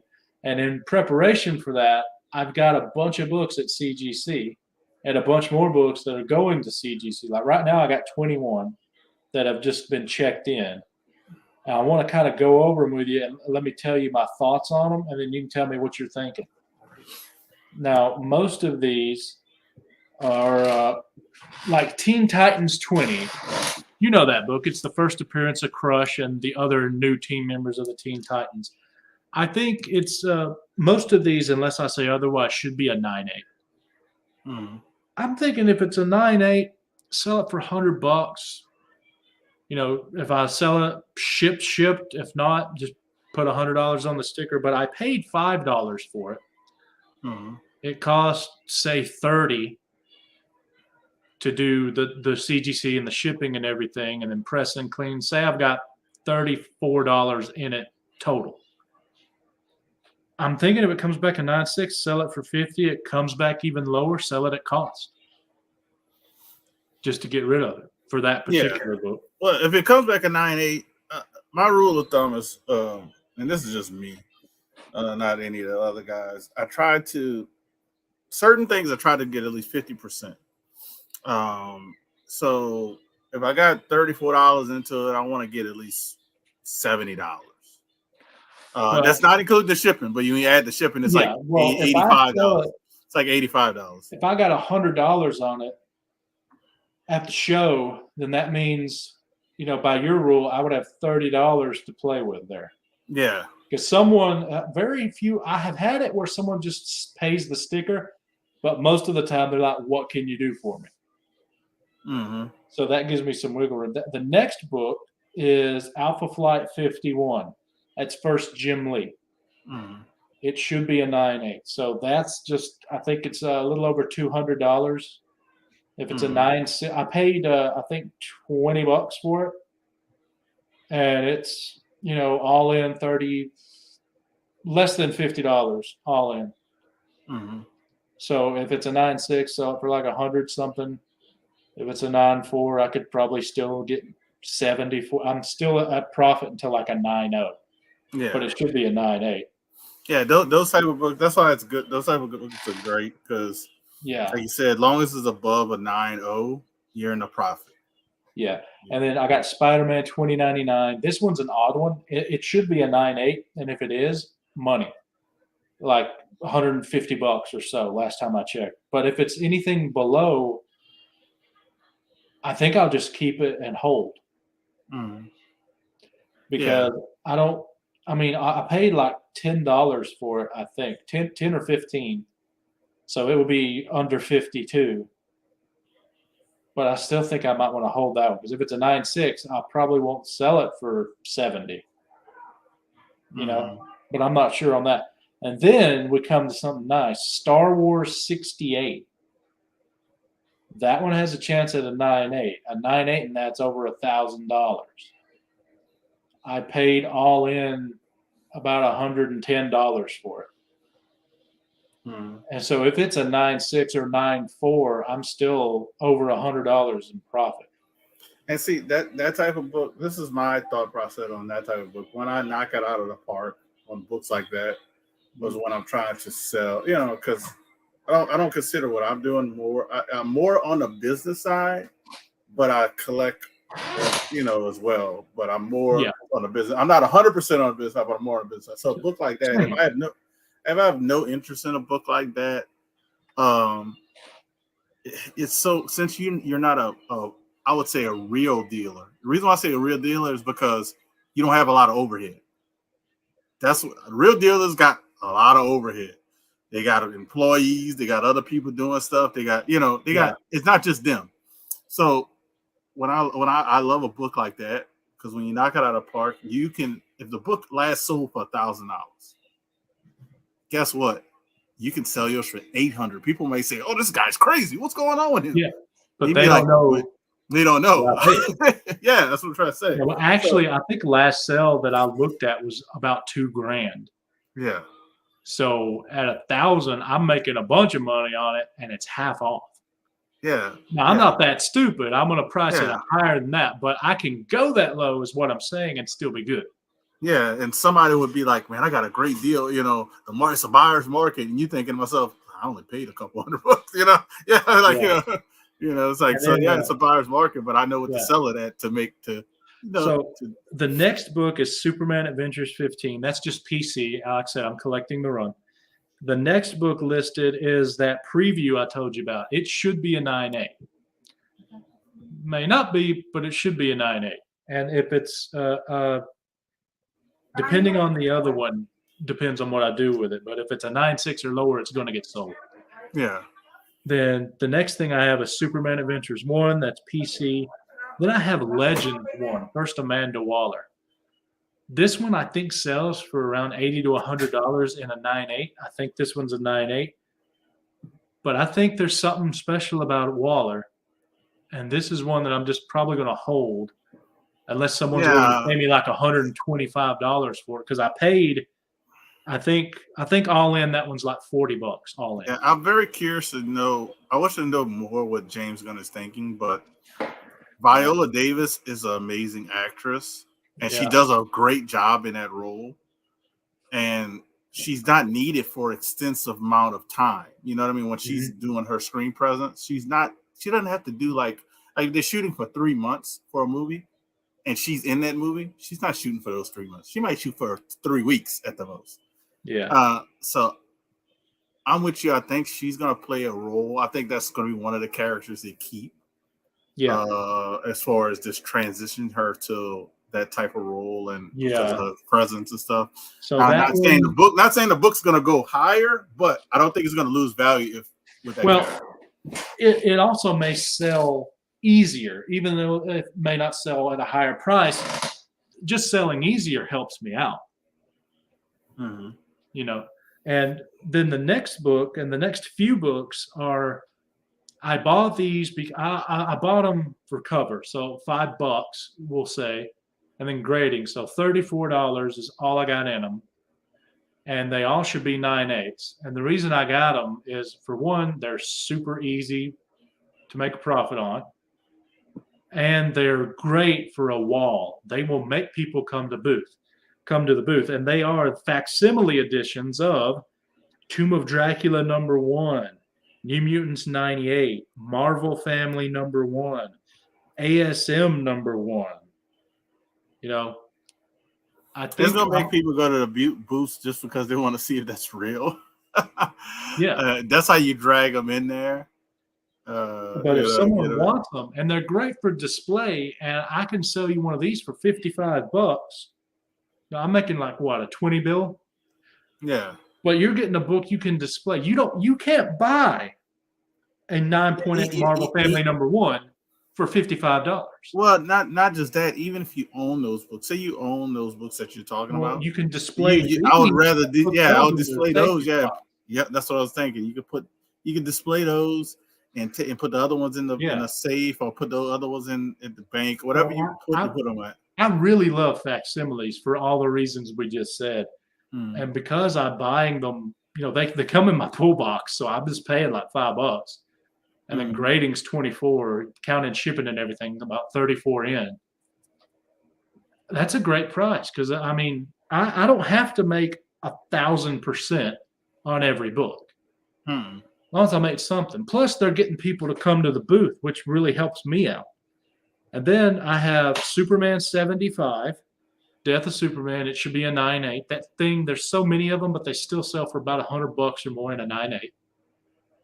So why not have one? And then I also have a 4th printing Superman 75. So that one I think I maybe do a little upcharge on, because it's a 4th printing. I think it was the last printing too. Yeah, I'm not 100% sure. Well, just in general, they always go down in the print run every time they do that. Yeah, and then I like that too. Yeah, and then we got the Superman Adventures, the other preview edition. If I have both 9/8s, I'll be selling one 9/8. If one's a 9/8, I'll be keeping it. And then we got the Red Sonja, the Superpowers #1. It's one of those Comic Tom editions, but it's a nice hot chick virgin cover. Yeah. What more do I need to say? Well, it sells very well on YouTube and Instagram. Yeah. Because I think people feel easier buying that under their other personality than to go into a show. You're like, hey, give me that half naked. Yeah. But, I mean, there's also a whole section of the comic community that love the titty books. Yeah, they just love them. So that's definitely going to sell for probably around $100. I don't know. I haven't even looked up price yet, because I don't even have the book in hand. Then I have Marvel Age #2. That, what the Marvel Age series is. Marvel Age #2 is the exact same cover, if I'm not mistaken, or very similar cover to Alpha Flight #1. It's Alpha Flight in Marvel Age. Oh, okay. That's Marvel Age is the same. That's the run where Darkhawk was in, huh? I think so. It's also the one that has that Stan Lee cover. Oh yeah. Yeah, it's Marvel Age. So that should also, again, it should be a 9.8 and maybe a 9.6. But I'm thinking I might could do something with it. Especially if anything's done with Alpha Flight, that might be one that I hold back. Then I also have the Action Comics #1 facsimile, Detective 27 facsimile, and an Amazing Spider-Man annual #1 facsimile. Mm-hmm. So, those get 9.8 or even 9.6. They're nice to have on the wall. And what I like about those type of books, and to even go back to like YouTube auctions, is which I've seen I've seen it being successful more so than not. Is those type of books are perfect for those. You pick them slabs, basically. You pick them. Started at whatever price you want to, and 9 times out of 10 I've seen them sell, and then person either wants one of the books or they take them all. But you always get 1 or 2 sales, I've noticed. And I've also noticed that some of these go up in value. Like I think the Action 1 sells for $100 in a 9.8. And I have a Werewolf by Night 32 in this box behind me, facsimile. That thing sells for like $80, and I'm selling these for a flat price, $55, at least at the booth. And so I think I'm going to have some people really happy making a purchase after they come to see if it's real. Yeah. And then no, it's not real, but you can get a great deal on it. Yeah. And the 21st book in this section is Venom 26. That's the one where Marvel's like on sale Wednesdays, which surprisingly, if it's a 9.8, and this one should be, those things sell for a little over $100 in a 9.8. So, hey, but this is mainly just to get me some inventory and get me a few things to have people come to the booth. But I should make a profit on pretty much everything. And then there's those, those few books that are nice, like the Star Wars. And you know what else you could do is like when you end up starting doing that, and you get enough slabs at that great price, you could have a bit like a sign saying slab box, all slabs in here at a blah blah, like $50 or whatever, $55. Yeah. And the values you can also write on the paper or whatever that sign saying like value of the slabs are at or over $55. You're not, so you could pick one, and it could be an $80 slab, it could be a $90 slab. But guess what? Every slab in this box is $55. Yeah. Now let me show you the few books. I got like 3 or 4 of them that are currently at the Comic Book Chiropractor. And then he's going to send them to CGC. We have what should be, if I'm wrong, it's a 9.6, but it should be a 9.8. Avengers Annual 10. If I'm wrong, it's a 9.6. I believe a 9.8. First Rogue. I believe a 9.8 is about a $2,000 book. I think it's gone down. Okay, so it's maybe a $1,500 book. I'll tell you, I had GPA pulled up. I can tell you, I thought it was just barely over $1,000. Avengers Annual 10. Yeah, I have it pulled up. So let me look up the Avengers Annual. Yeah, I actually bought it with a few other books, so I just put those other books' cost into the annual. So what I'm saying, my whole cost for the annual is $180. I got a phone call. Okay.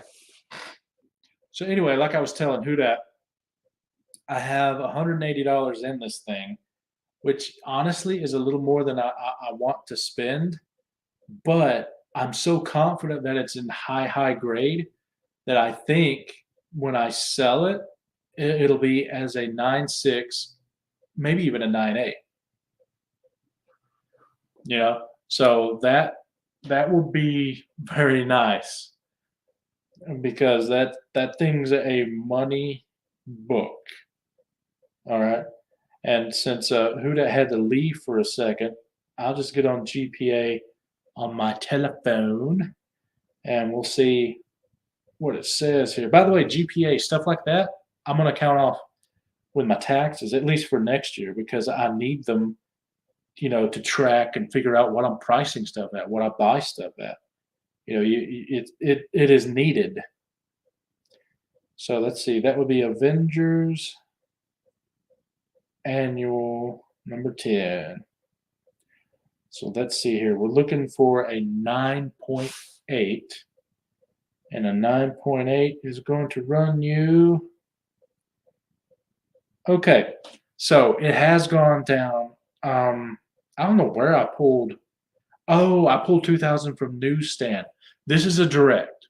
So it's not worth that.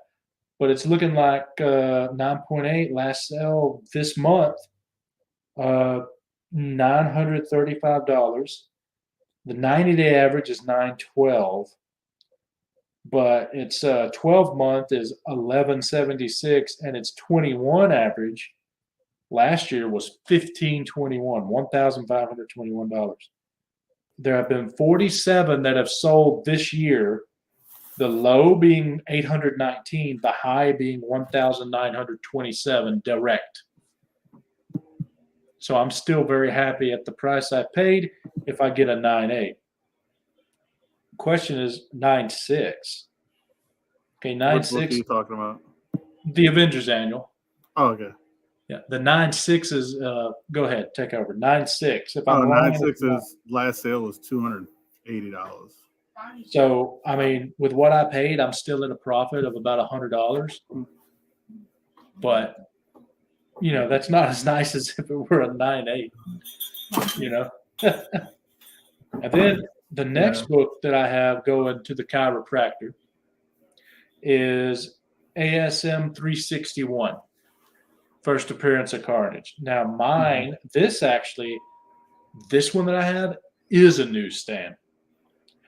So the newsstand prices, I'm not 100% sure. I think they're hovering around the 1K mark for a 9.8, right?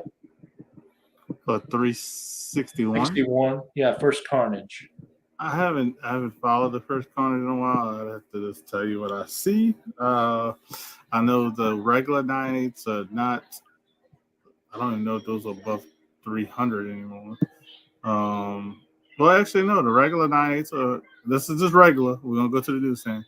Regular 9.8s, $395 was the last sale, but the newsstand 9.8 was $500. Okay, now this is one where I really need it to be a 9.8 because I think I overpaid a little bit. I told you about this earlier. I have grand total. I think I'm putting $320 in this one. Yeah, it has to be a 9.8. If it's a 9.6, you're losing $100. Yeah, well, if it's a 9.6, I ain't gonna sell it. Yeah, I was it. No, if it's a 9.6, you're gonna that take one I your can time hold. in it.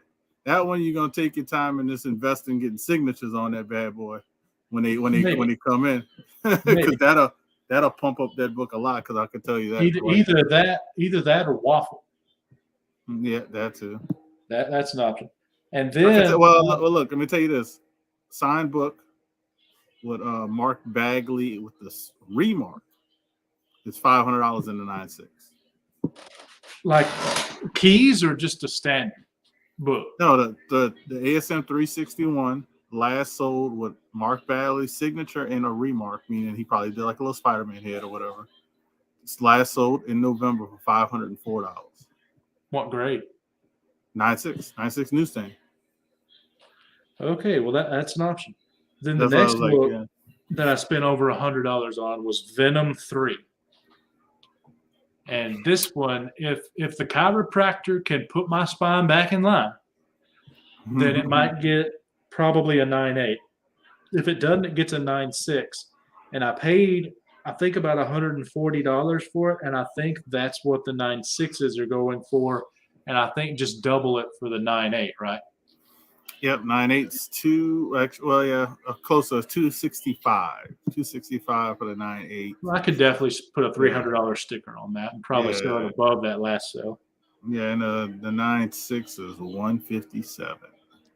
Now I'm going to the Silver Age. I sent him 2 Silver Age books, and the first one is X-Men 49, the actual first appearance of Polaris, not the one where she's on the cover. That's Yeah, 50. they're being so tricky with that book now. They change it to the first appearance of whatever her name is in Whatever. 49. Still a key. And then 50, they're saying it's the first appearance of such and such as Polaris. Yeah. But it's 49. It's a Steranko cover.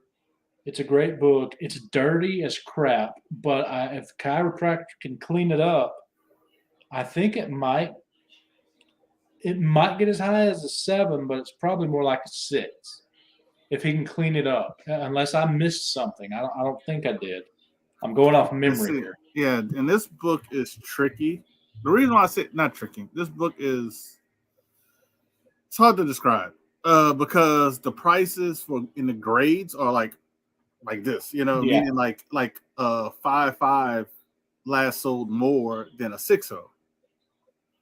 So it's just why I say it's like kind of I hate when books are like that because when you use consignment page, they look just at that, and you have to tell them, hey. Yeah, I know you looked at this grade, but a 5.5 sold for 180. So I'm not going to sell it less than a 5.5. If it came back a 6.0. So it's like, that one is you have more leniency on pricing because the GPA and Go Collect are probably all over. Looking at that though, what do you think of 5 or 4.55 is going for? A 4.5 or 5? Either. Oh shit! I just clicked off of it. Here we go.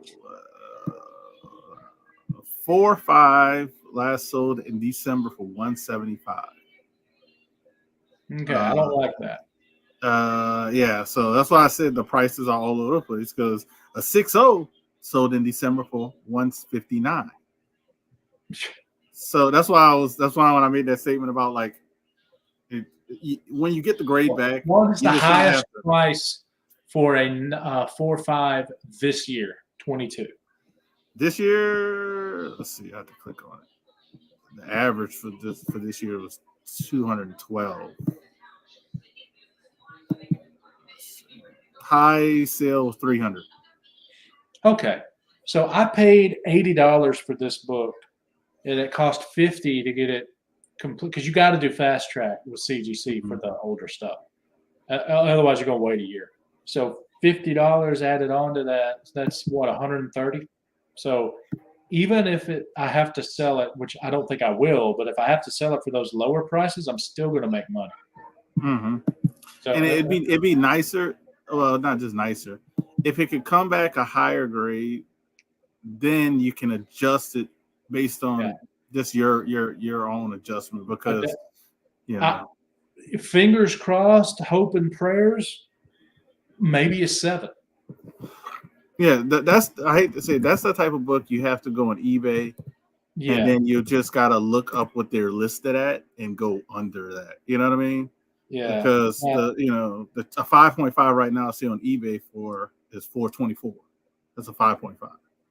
Right. So it's just you're gonna, you just gotta have to look at what it goes at, and then do some research, do the last sales, and then adjust accordingly because of that book, Now the last book that we got, you should look this one up. Looking at it on Go Collect, or not Go Collect, but Key Collector, it's got it at a low end of 80, at a high end of 660, and the middle at 170 raw. Let's see what it is. Aquaman 29. This is the first appearance of Ocean Master. So it's a good Aquaman key. One I wish I'd had before Momoa's movie came out. But he didn't die. Issue 29, Aquaman. First Ocean Master. And grade, I'll just go with mid-grade. Figure out what 5s. 5.0 last sold for $250.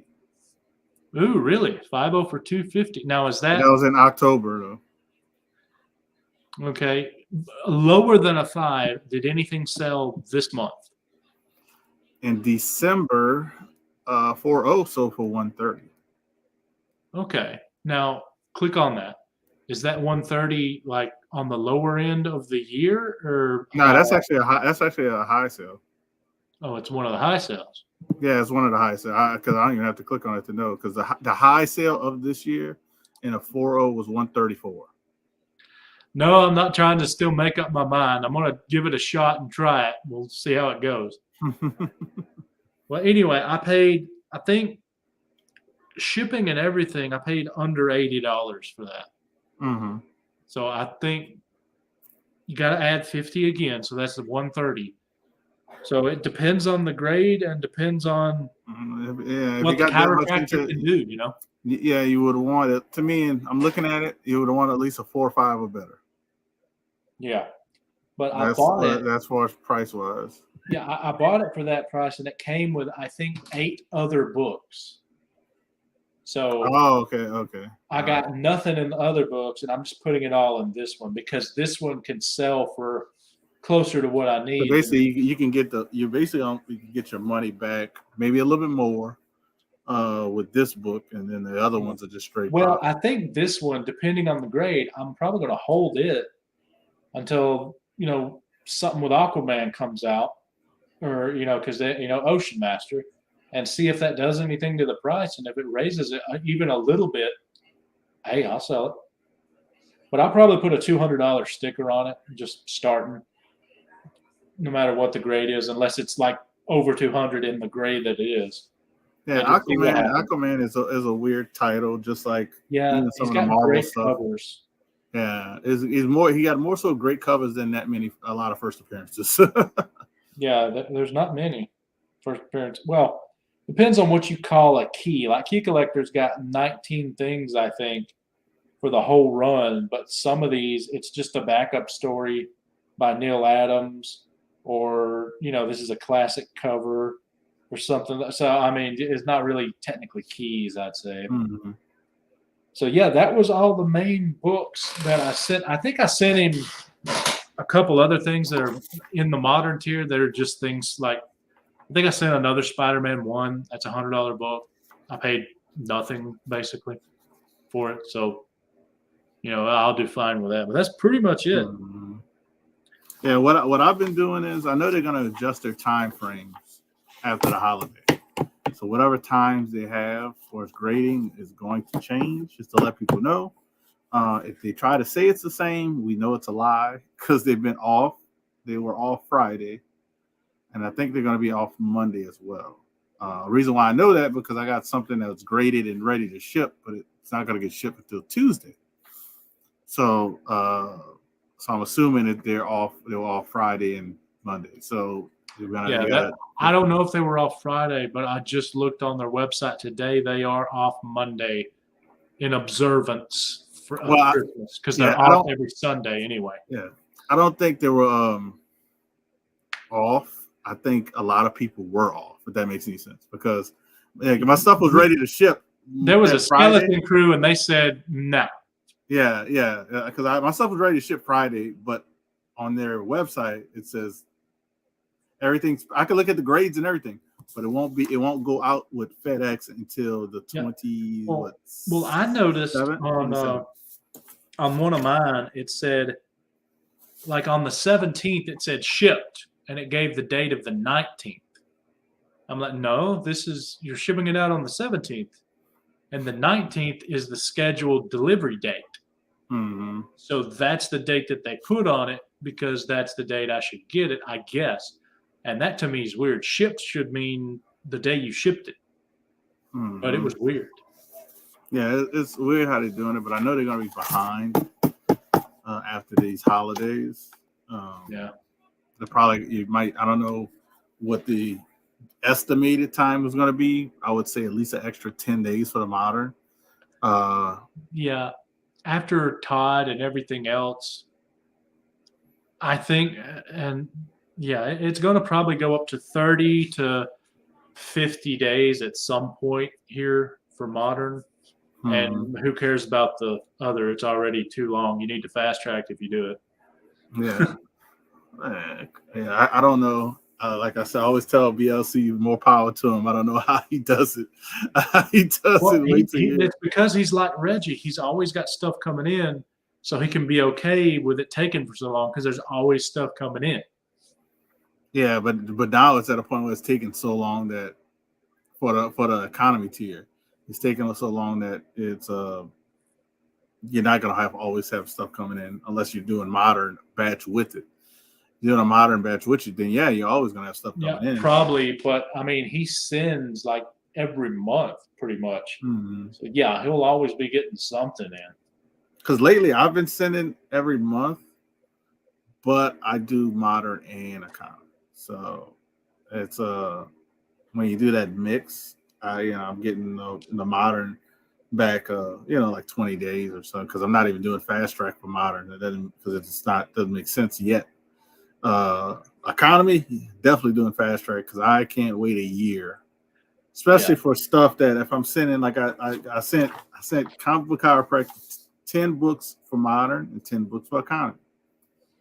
Those 10 books for economy, I want to say I'm seeing one keep, 2 keep. So I got about, actually I only have 2 or 3, maybe 3, depends if the grade's better. So I got possibly 3 books that'll be keepers out of 10. So I don't want to wait for my 7 books that I'm trying to sell a year. You know what I mean? Yeah.